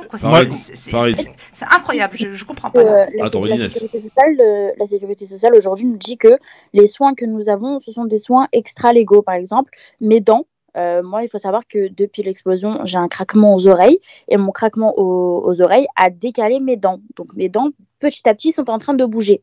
Et ça, on m'a dit, ah ben non, mais les soins dentaires pour les adultes, c'est des soins extra-légaux, donc c'est plus nous qui payons, vous devez vous-même les payer. Mais en fait, non, parce que c'est dû à l'explosion. Si on déclare la catastrophe, tous vos soins, peu importe, extra-légaux, pas légaux, on n'est plus dans ce cadre-là. Extra-légaux, et donc parce que c'est extra-légaux, la Sécu ne veut pas payer. Et donc, ils nous avaient demandé un papier signé du procureur, recours contre tiers. On leur a ramené le recours contre tiers signé par le procureur. Ils ont dit oui, mais quand même, c'est des soins extra-légaux, donc non, c'est à vous de payer. Farid. Et puis vous payez, et puis après à la fin vous donnez la facture aux assureurs et vous vous retournez contre les assureurs pour qu'ils vous remboursent. C'est incroyable. Farid Tabsamani. Oui, Inès l'a dit tout à l'heure. En fait, dans ce dossier-là, en fait, on a, pour moi, et elle l'a quand même confirmé, affaire à ce qu'on appelle de l'amateurisme le plus total depuis le premier jour. Et au lieu de l'assumer, voilà, au lieu de le dire, voilà, on s'est trompé, on a fait de l'amateurisme. Voilà, on essaye de camoufler les choses. Et la deuxième chose que je voulais dire, en réalité, pour que Inès, puisque Inès de mémoire faisait des études de droit, si je dis pas de bêtises. Ça s'entend. Hein. Voilà, et sur ce qu'on vient de dire, en réalité, les différentes parties prenantes, notamment la mairie de Paris, en fait, font ce qu'on appelle du juridisme. C'est-à-dire que comme il y a un contentieux vivant, en réalité, elles essayent de se prémunir contre toute action qui pourrait leur retomber dessus in fine. Et donc, c'est pour ça que l'histoire du procureur, l'histoire de GRDF, etc., qui n'est pas mis GRDF qui n'est pas mis en examen, mais qui fait très attention à ne pas verser les sous parce que ça pourrait être interprété d'une manière ou d'une autre. En réalité, tout ça, c'est du juridisme. Mais sauf que, quand vous avez des êtres humains qui, eux, sont touchés dans leur chair, vous ne pouvez pas faire que du juridisme. C'est pas possible. Quand on a l'ambition de devenir présidente de la République, quand on a l'ambition de mener quand même la plus grande ville française, eh bien, on fait au-delà du juridisme. Et Nicolas l'a parfaitement dit tout à l'heure, sur d'autres actions, il y a beaucoup moins de juridisme que sur celui-ci. Et c'est là que, à mon avis, le bas blesse, et c'est là qu'à mon avis, il y a une faute politique, parce que là, du coup, il faut quand même le dire, pour moi, il y a une véritable faute politique de l'exécutif parisien. La ville affirmait d'ailleurs qu'elle ne pouvait pas verser de provisions aux riverains tant que les fondements juridiques de responsabilité sans faute n'avaient pas été établis. Et donc la loi, effectivement, il faut changer la loi, parce que la loi est conçue de cette façon. Mais encore une fois, c'est des vies perdues, c'est des vies brisées, c'est des vies à reconstruire. Emmanuel Grégoire, s'il m'entend, mais on ne se pose même pas la question des aspects juridiques. On ouvre une ligne budgétaire d'indemnisation et après, on verra avec les assurances, avec l'État, avec le Premier ministre. Enfin, Mais j'ai envie de dire, Nicolas, même si par malheur, il devait y avoir un retournement, quoi que ce soit, c'est à l'honneur de la maire de Paris de dire j'ai pris ce risque-là et je l'assume. Au Conseil de Paris. C'est ça que je ne comprends pas. Inès, pour finir, et on fera le point. Donc là, la nouvelle date qui est annoncée, c'est quoi? Le 12 janvier, c'est ça? Oui, mais bon, ça n'arrivera pas. Donc on fera le point, nous, après le 12 janvier. Je sais que tu es opéré là, tu es bientôt opéré. Tu vas être opéré de quoi là, j'ai des ballons dans les jambes, donc il faut les enlever et faire une nouvelle greffe de peau pour voir si on arrive à enfin enlever les brûlures après 3 ans. Donc on verra bien. le médiateur l'a fixé au 5 janvier. Le Donc, 5 c'est le janvier. D'accord. Ouais. Bon, on fera Ah le oui, point le- avec elle et le- dès le- que, le- oui, dès que tu seras sorti de l'hôpital et dès que tu pourras être à même de pouvoir nous parler, on fera le point avec toi si tu le veux bien, Maïnès. En tout cas, Parfait. qu'est-ce qu'on peut te souhaiter là maintenant tout de suite? On sait que c'est les fêtes de fin d'année, voilà. Oui, il n'a pas fait depuis 3 ans, donc tout ce qu'on peut souhaiter, c'est que cette affaire se termine parce que c'est plus possible. La seule fête qu'on a, c'est le 12 janvier.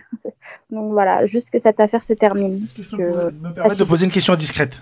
Bah vas-y, Oui. pose une question discrète si Est-ce elle veut te que répondre. tu es suivi par un psychologue ou un psychiatre? Depuis pas très longtemps, oui. D'accord, c'est très important. C'est Oui, oui, c'est oui. très très important. Je me permets de te dire ça, j'ai pas de leçon à donner ou quoi que ce soit. C'est que j'étais présent lors de la dernière intervention et j'ai ressenti, en tout cas lors de la première intervention, en toi une âme de combattante. Et c'est arrive à tout le monde. Parfois on a des hauts et des bas et dans ta situation Donc, elle c'est reste tout à fait combattante. logique. Il faut que tu sois entouré. Extraordinaire, Il faut- Inès. Exactement. Et moi, je crois beaucoup en toi. Je crois beaucoup en ton succès parce que je sais que tu réussiras une fois que cette page-là sera tournée. Mais c'est important d'être entouré et de parler tout simplement. Ouais, absolument. Inès, beaucoup de courage. Courage, et courage. sache qu'on est avec toi. Voilà, si tu as besoin de quoi que ce soit, on est là. Anne Hidalgo, j'aurai l'occasion de la rencontrer. Crois-moi que je vais faire mieux que Bourdin. Hein. Je veux dire, il va falloir qu'elle arrête d'employer de la langue de bois. C'est pas possible. Ça ne sera pas possible ici, Madame Hidalgo. Si vous voulez venir répondre à nos questions, il faudra répondre franchement. On a des éléments, on a un dossier, on a des situations à vous présenter. Il va falloir les assumer, Madame Hidalgo, au bout d'un moment. Alors, Inès, bon courage. Merci encore une fois. Et on te suit sur les réseaux. D'ailleurs, on peut te suivre hein, sur Twitter. Oui. Voilà, Trévise sur Instagram. Voilà, vous pouvez suivre un petit peu. Elle est très très présente sur les réseaux sociaux, Inès. Voilà, merci beaucoup d'être venue et bon courage pour la suite, Inès. Merci beaucoup, au revoir. À très bientôt. Voilà, juste le sourire d'Inès pour terminer, ça nous suffit déjà. J'allais dire à notre bonheur, mais non, notre bonheur ne sera que complet lorsque cette affaire sera réglée une bonne fois pour toutes. 3 ans. Mais Abiba, tu te rends compte, toi qui as travaillé dans le milieu hospitalier, Inès doit payer ses opérations. On est en France en 2021, c'est hallucinant. Non, je suis scandalisée. C'est hallucinant que personne se... Je veux dire, il faudrait que là, les politiques là, qui racontent des bobards à longueur de journée sur tous les sujets aujourd'hui s'en prennent de cette affaire. Il faut que ça devienne un scandale national, Nicolas. C'est ce qu'on fait, mais on le fait. Rachel Dati a écrit à Hidalgo qui ne lui répond pas, et on en parle aux journalistes, la preuve. Hein, on fait du lobbying auprès de tous les journalistes pour qu'ils mettent cette affaire à la une des journaux et qu'on arrive à trouver une solution. C'est pas assez. Alors dans un instant, messieurs, dames, on va passer à la radio participative, la radio, la démocratie qui s'exprime au quotidien, les propositions pour continuer de faire notre programme, car sur France Maghreb 2, nous avons décidé de ne plus rester spectateurs, mais de passer à l'action. Comment ça se passe? C'est très simple. Vous nous appelez, vous nous faites des propositions sur ce qui vous semblerait intéressant de mettre dans un programme ou de promesses dans le cadre de l'élection présidentielle, au cas où elle a lieu, parce qu'on a parlé de report éventuel et possible. Moi, j'y crois pas vraiment, mais bon. Cela dit, on continue notre exercice. Et le Haut Conseil, représenté aujourd'hui par Abiba Bigdad, Farid Tamsamani et Nicolas Janotet, pourront retoquer une proposition. Attention, c'est possible. Et choisiront l'une d'entre elles, parmi celles qui nous ont été proposées, à la fin de cette émission. À tout de suite. 01 40 33 9000, à vous de jouer.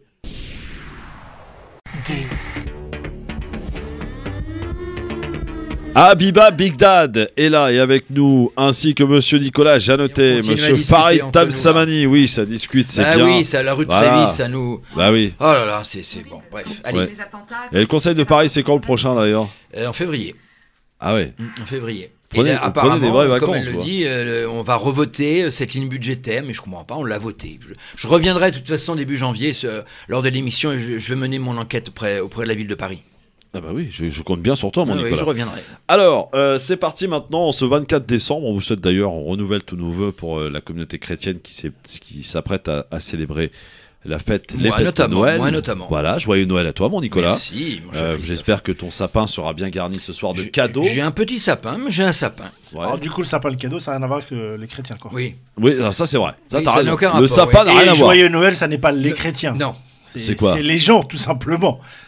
Oui, mais à la base, c'est une fête chrétienne. Non, c'est la nativité qui est chrétienne. Mais d'accord, mais on va bien à la messe de minuit. Oui. Ah oui, il y a beaucoup de gens qui vont à la messe de minuit en France. Je t'ai pas dit qu'il y en avait beaucoup, mais normalement, c'est la tradition, c'est ça. Mais En fait, bon, on va pas rentrer dans ce débat-là, mais on peut, hein. Non, mais c'est très intéressant. Les racines chrétiennes, on va pas au-delà des racines. En réalité, c'est comme il y a des pays dans des pays musulmans, alors bien, pas bien, peu importe, où vous avez des gens qui fêtent Noël tout simplement, parce que c'est d'abord aujourd'hui commercial, certes, mais c'est culturel. T'as des sapins dans les centres commerciaux en France qui fêtent Noël. T'as des illuminations. C'est l'occasion de voir la famille. Il faut pas y voir. Il fait froid, il fait noir. Il faut pas y voir quelque chose tout de suite de culturel, de religieux. Il y a toujours une origine culturelle. Il y a toujours une origine de tout ce qu'on fait. On est d'accord. Mais en 2021, à l'aube de 2022, je considère en tout cas qu'on est davantage ici dans quelque chose de culturel et ça nous interroge. En tout cas, moi, ça m'interroge effectivement parce que je lis de temps en temps les gens qui disent ah mais bonne fête, joyeux Noël aux chrétiens. Non, joyeux Noël à tout le monde, c'est tout. C'est comme la bonne année. Est-ce que vous souhaitez la bonne année uniquement aux chrétiens sous prétexte que le 1er janvier est un calendrier grégorien? Et là, t'ouvres une polémique sur les maires écologistes qui refusent de mettre joyeux Noël. On s'en fout. On s'en fout pas, Christophe. Oui. Je suis désolé. La bonne année, je suis d'accord avec toi, mais sauf que Noël. C'est la même chose. Non, Noël, c'est chrétien. C'est chrétien, Noël. Mais la bonne année, c'est pas chrétien. De quoi? La bonne année, janvier, c'est pas chrétien. C'est le calendrier grégorien. Bon. Eh ben voilà. C'est la même chose. Eh ben voilà. C'est tout. Ça s'appelle de l'hypocrisie, tout simplement. Oui, mais enfin, Noël, quand même, c'est. Voilà, c'est. Là, je comprends ce que tu dis. Attends. Là, si tu là, t'es en train de casser tout le mythe de mon enfance. Non, mais attends, tu t'imagines un petit musulman, le Père Noël qui descend apporter des cadeaux, tu crois qu'il y croit pas? Non mais pourquoi je dis attendez, moi je c'est important là-dessus, est-ce que juste intervenir là-dessus oui, parce que souvent même dans la communauté musulmane, les Pères Noël et tout ça. Moi par exemple avec les enfants, j'ai toujours parlé du Père Noël comme si c'était Mickey, Minnie quoi, un personnage. Faut pas en faire, faut pas en faire une idolâtrie. Quand tu vas à Disney, tu vois Mickey, Minnie, les enfants ils courent après. Et donc tu fêtes Noël. Et donc tu fêtes Noël. Pourquoi le Père Noël Non mais moi je dirais pas le Père Noël à monsieur qui est déguisé. Est-ce que tu fais quelque chose ce soir de particulier ou pas, Habiba? Oui, je fais un bon repas. Voilà. Mais comme les on dira pas quoi. Eh ben je vais le dire moi. Vas-y. Allez, qu'est-ce que tu nous as préparé ce soir? Une raclette. Habiba, elle ose le réveillon du jour de l'an faire de Noël, pardon, faire une raclette. Parce que la raclette à la maison, c'est un super truc. Donc du coup, on a. Qu'est-ce qu'on mange c'est la famille. Noël, c'est tout ça. Non, mais en fait, c'est profiter. Alors là, demain, c'est un samedi, donc c'est férié. C'est férié, mais des fois, en semaine, le lendemain, c'est la veille, c'est l'occasion de faire un bon repas. On est dans l'ambiance, on a la décoration, on a les illuminations. Est-ce qu'il va y avoir des cadeaux ou pas? Non. D'accord. On n'a jamais fait de cadeaux, mais juste d'être dans l'ambiance de Noël, c'est tout. Et on va dormir et puis voilà. Dans ton enfance, t'as jamais eu de cadeau à Noël? Non, jamais. Non. Farid? Moi, j'en avais. Ouais. Tout gamin. Et donc, en fait, à l'école, l'école de. Non, moi j'ai le souvenir. Non, mais c'est important. Mais c'est important ça. Non, mais c'est important parce que. C'est un très bon débat. On critique très souvent, notamment la discrimination. Et moi, je pense que, alors j'ai pas de leçon à donner, chacun fait ce qu'il veut de sa vie dans sa famille, mais les enfants, quand ils sont enfants, en réalité, il faut les laisser espérer, il faut les laisser vivre avec ce mythe commercial, pas commercial, en tout cas de Noël et des cadeaux, parce que quand vous le cassez, ce genre de mythe, très tôt, et qu'ils voient qu'il y a une différence, notamment à l'école maternelle, etc., ou à l'école primaire, je peux vous garantir une chose, c'est que vous ne favorisez pas l'éducation d'un enfant, et en tout cas, vous créez une frustration qui se nourrit et qui nourrit autre chose beaucoup plus tard. Je ne vais pas faire de la psychologie de bas étage ici, c'est pas le moment. En tout cas, joyeux Noël à toutes celles et ceux qui sont en France, qui sont pas en France. En tout cas, profitez des vôtres, surtout dans ces moments compliqués. Tu fais un repas particulier ce soir, Farid? Oui, moi on dîne à la maison. Alors après, les enfants des cadeaux ou pas? Oui, j'ai des cadeaux mon petit, tout à fait. Nicolas, on va manger quoi ce soir chez toi? Alors c'est ma mère, 94 ans encore, qui a préparé le repas. Je crois qu'on a des coquilles Saint-Jacques. Je pense qu'on a des cailles ou une volaille, des huîtres avant, et puis la volaille, et puis après, je pense elle nous a préparé une charlotte à la framboise. Magnifique. Ça donne envie tout ça. Et tiens, si on laissait un petit peu les élections de côté en ce 24 décembre, ça vous dit, franchement, si on parlait plutôt de Noël. Et justement, moi j'aimerais vous entendre parce que très intéressant ce qu'a dit Farid tout à l'heure. Moi, je me souviens avoir entendu depuis des années que je fais cette émission et à chaque fois, c'est vrai, je demandais aux gens qu'est-ce que vous allez faire le jour de Noël, le réveillon, est-ce que vous allez le fêter ou pas. Et il y a des gens qui osaient me dire c'est haram. Oh, ils n'ont pas compris c'est quoi le haram. Non mais le haram, c'est quand tu offenses la divinité. Là, franchement, faire non, mais un bon repas. Attention, je précise, c'est haram pour un musulman de faire Noël, c'est ce qu'on m'avait dit. Hein. Tu offenses qui? Tu offenses qui? Attends. C'est haram pour un musulman, peut-être d'aller célébrer la messe de minuit. Oui, d'accord. Peut-être, bien sûr. Peut-être, je pense que... Et encore. Vous savez qu'il y a encore. Étant donné que c'est une église, d'un point de vue purement islamique, c'est... J'ai envie de dire, il n'y a rien. Hein. Voilà. Ils sont les bienvenus. Exactement. Après, voilà. Mais vouloir mettre du haram, du halal dans tout et n'importe quoi. Moi, je me souviens d'un geste extraordinaire. Vous vous souvenez quand le père Hamel avait été assassiné? Ces musulmans qui s'étaient organisés, j'en connais.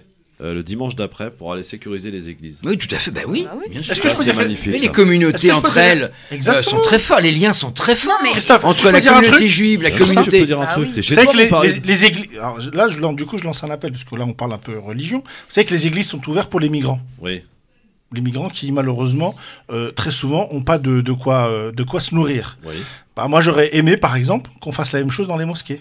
Je dis pas qu'il y en a pas. Ah, et des mosquées qui font des repas. Qui accueille les migrants. Il y en a quand même. J'ai pas dit qu'il n'y en avait pas. Il y en a beaucoup qui font. J'ai pas dit qu'il n'y en avait pas. Je peux vous dire une chose, c'est que l'immense majorité des mosquées sont fermées en dehors des heures de prière.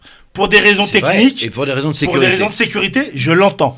Mais on pourrait imaginer, dans un rêve en tout cas, comme les églises ou comme d'autres ouvertes vers le monde, ouvertes vers on a le droit de rêver et je pense que ça serait bon. Surtout que parmi les migrants, et là du coup, parmi les migrants, on a quand même une forte présence, j'ai pas dit que c'était majoritaire, j'en sais strictement rien, mais une forte présence de gens de confession musulmane. Oui, tu peux le dire, c'est la réalité. Oui. C'est la réalité. Alors justement, dites-nous, chers amis auditrices, auditeurs, vous qui nous écoutez assidûment, je le sais, je viens d'ailleurs pendant la pub aller lire vos messages très sympathiques. Si vous n'avez jamais été voir d'ailleurs sur YouTube ou les émissions, vous pouvez les retrouver, les réécouter aussi en intégralité. Il y a des très très beaux messages vraiment très sympathiques de nos auditeurs qui nous suivent au quotidien. Appelez-nous pour nous dire ce que vous allez faire. Si vous faites quelque chose d'autre ou pas, hein, d'ailleurs, dites-nous pourquoi et comment vous appréhendez, comment vous anticipez, comment vous célébrez ou pas cette fête de Noël qui est devenue, c'est vrai, on est d'accord, beaucoup plus commerciale que religieuse. Et ça c'est voilà. Il fait noir, il fait froid. Pas forcément commercial. C'est la fête de la famille, c'est la fête du rassemblement. Nicolas, t'as été au centre commercial cette semaine? Non, j'ai pas été. Non, mais c'est un truc de malade. Raison. C'est un truc de malade. Christophe, même le Ramadan est devenu une fête commerciale en France. C'est ce que j'allais dire. Aujourd'hui, les gens. Latif.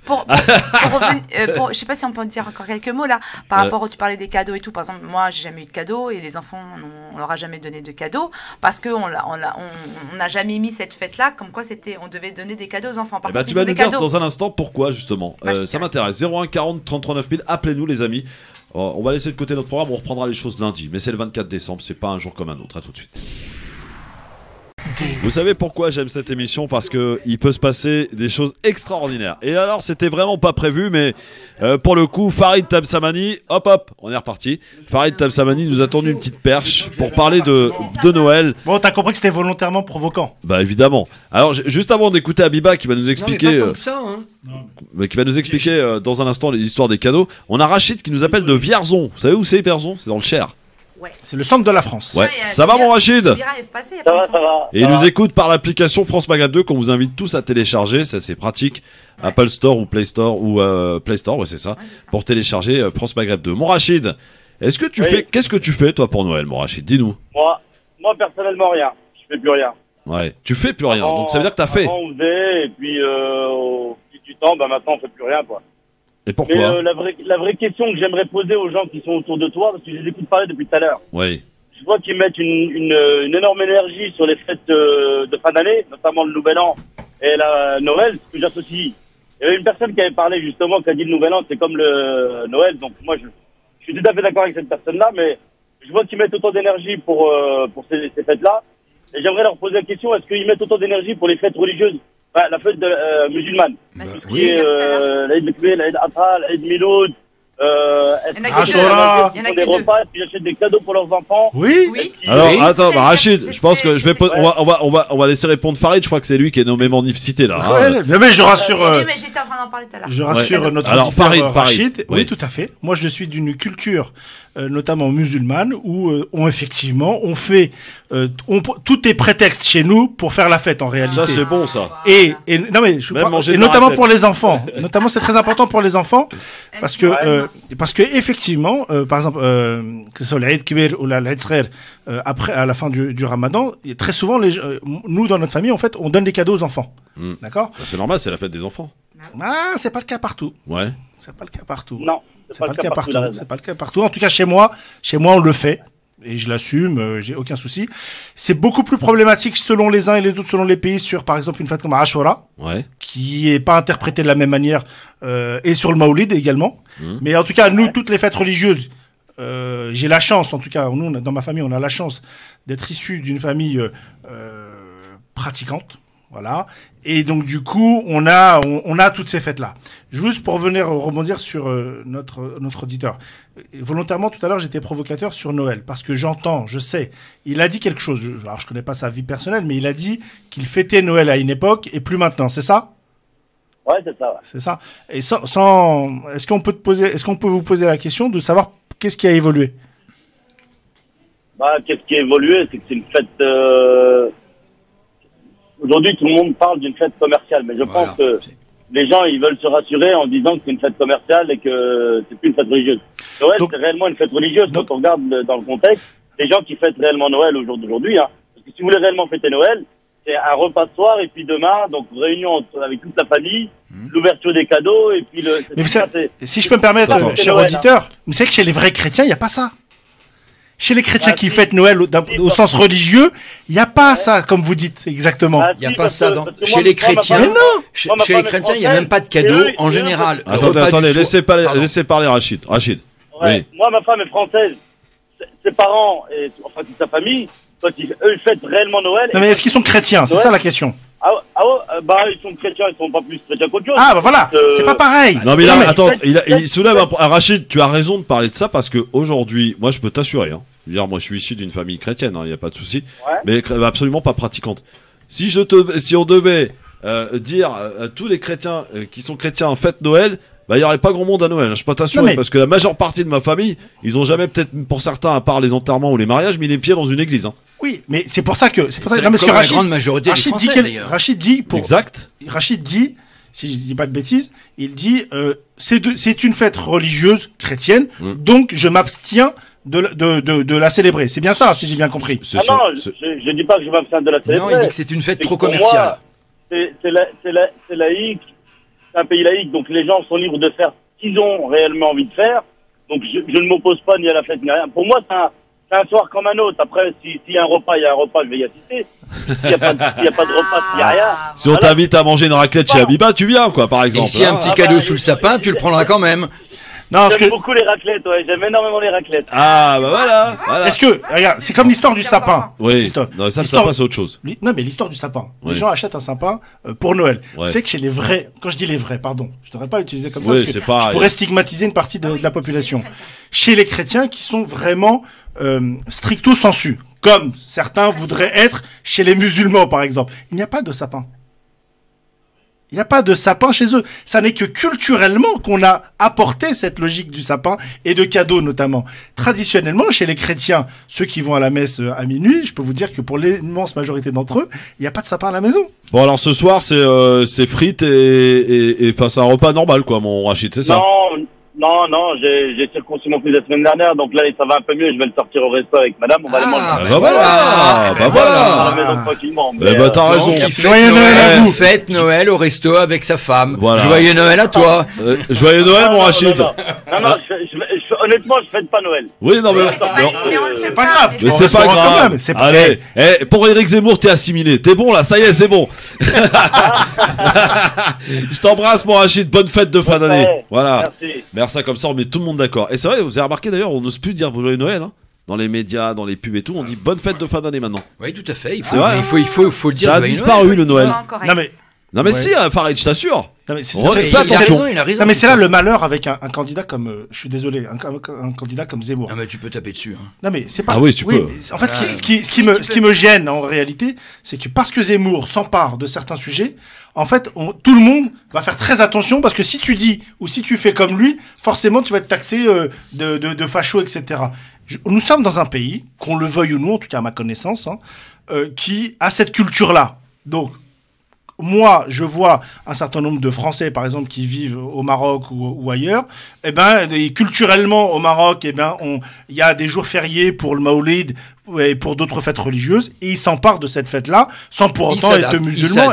Mais la fête, ça doit être un moment de rassemblement. Mais oui, et je Voilà. rappelle d'ailleurs que dans la culture chrétienne, ce jour de Noël, on accueille un pauvre à table. Exactement. Et moi, pendant des années, Oui. on le fait plus maintenant, mais pendant des années, mes parents accueillaient un pauvre à dîner le soir de Noël. Ça, c'est le beau. ramadan. C'est beau. Bah oui, c'est beau. Comme le ramadan d'ailleurs. Et Ouais.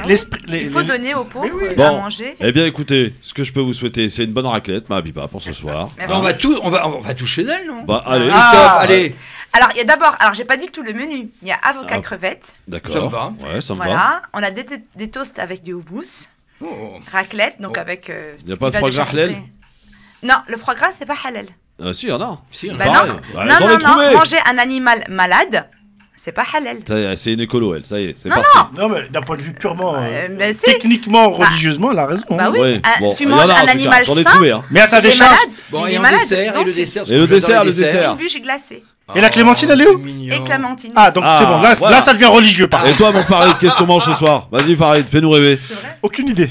Franchement. Ah, le mec, il attend, il rentre chez lui. Le macho, Le le macho, il macho. pose Ouais, non, non. ses pieds sous la Le table. macho. Et pourtant, il Bon. mange bien parce que là, je Ah vois. ouais, son- ouais. Ouais, je son petit te ventre, confirme là. que je mange Les très bien. auditeurs le voient pas, mais il a un petit ventre là. hein. Exact, plus qu'un gros d'ailleurs. Donc, la Charlotte aux framboises pour Nicolas ce soir. Ah oui, voilà, c'est Ouais. mon dessert Ah, préféré. ça va être bon, Bon, ça. bah nous, on va manger beaucoup de fruits de mer.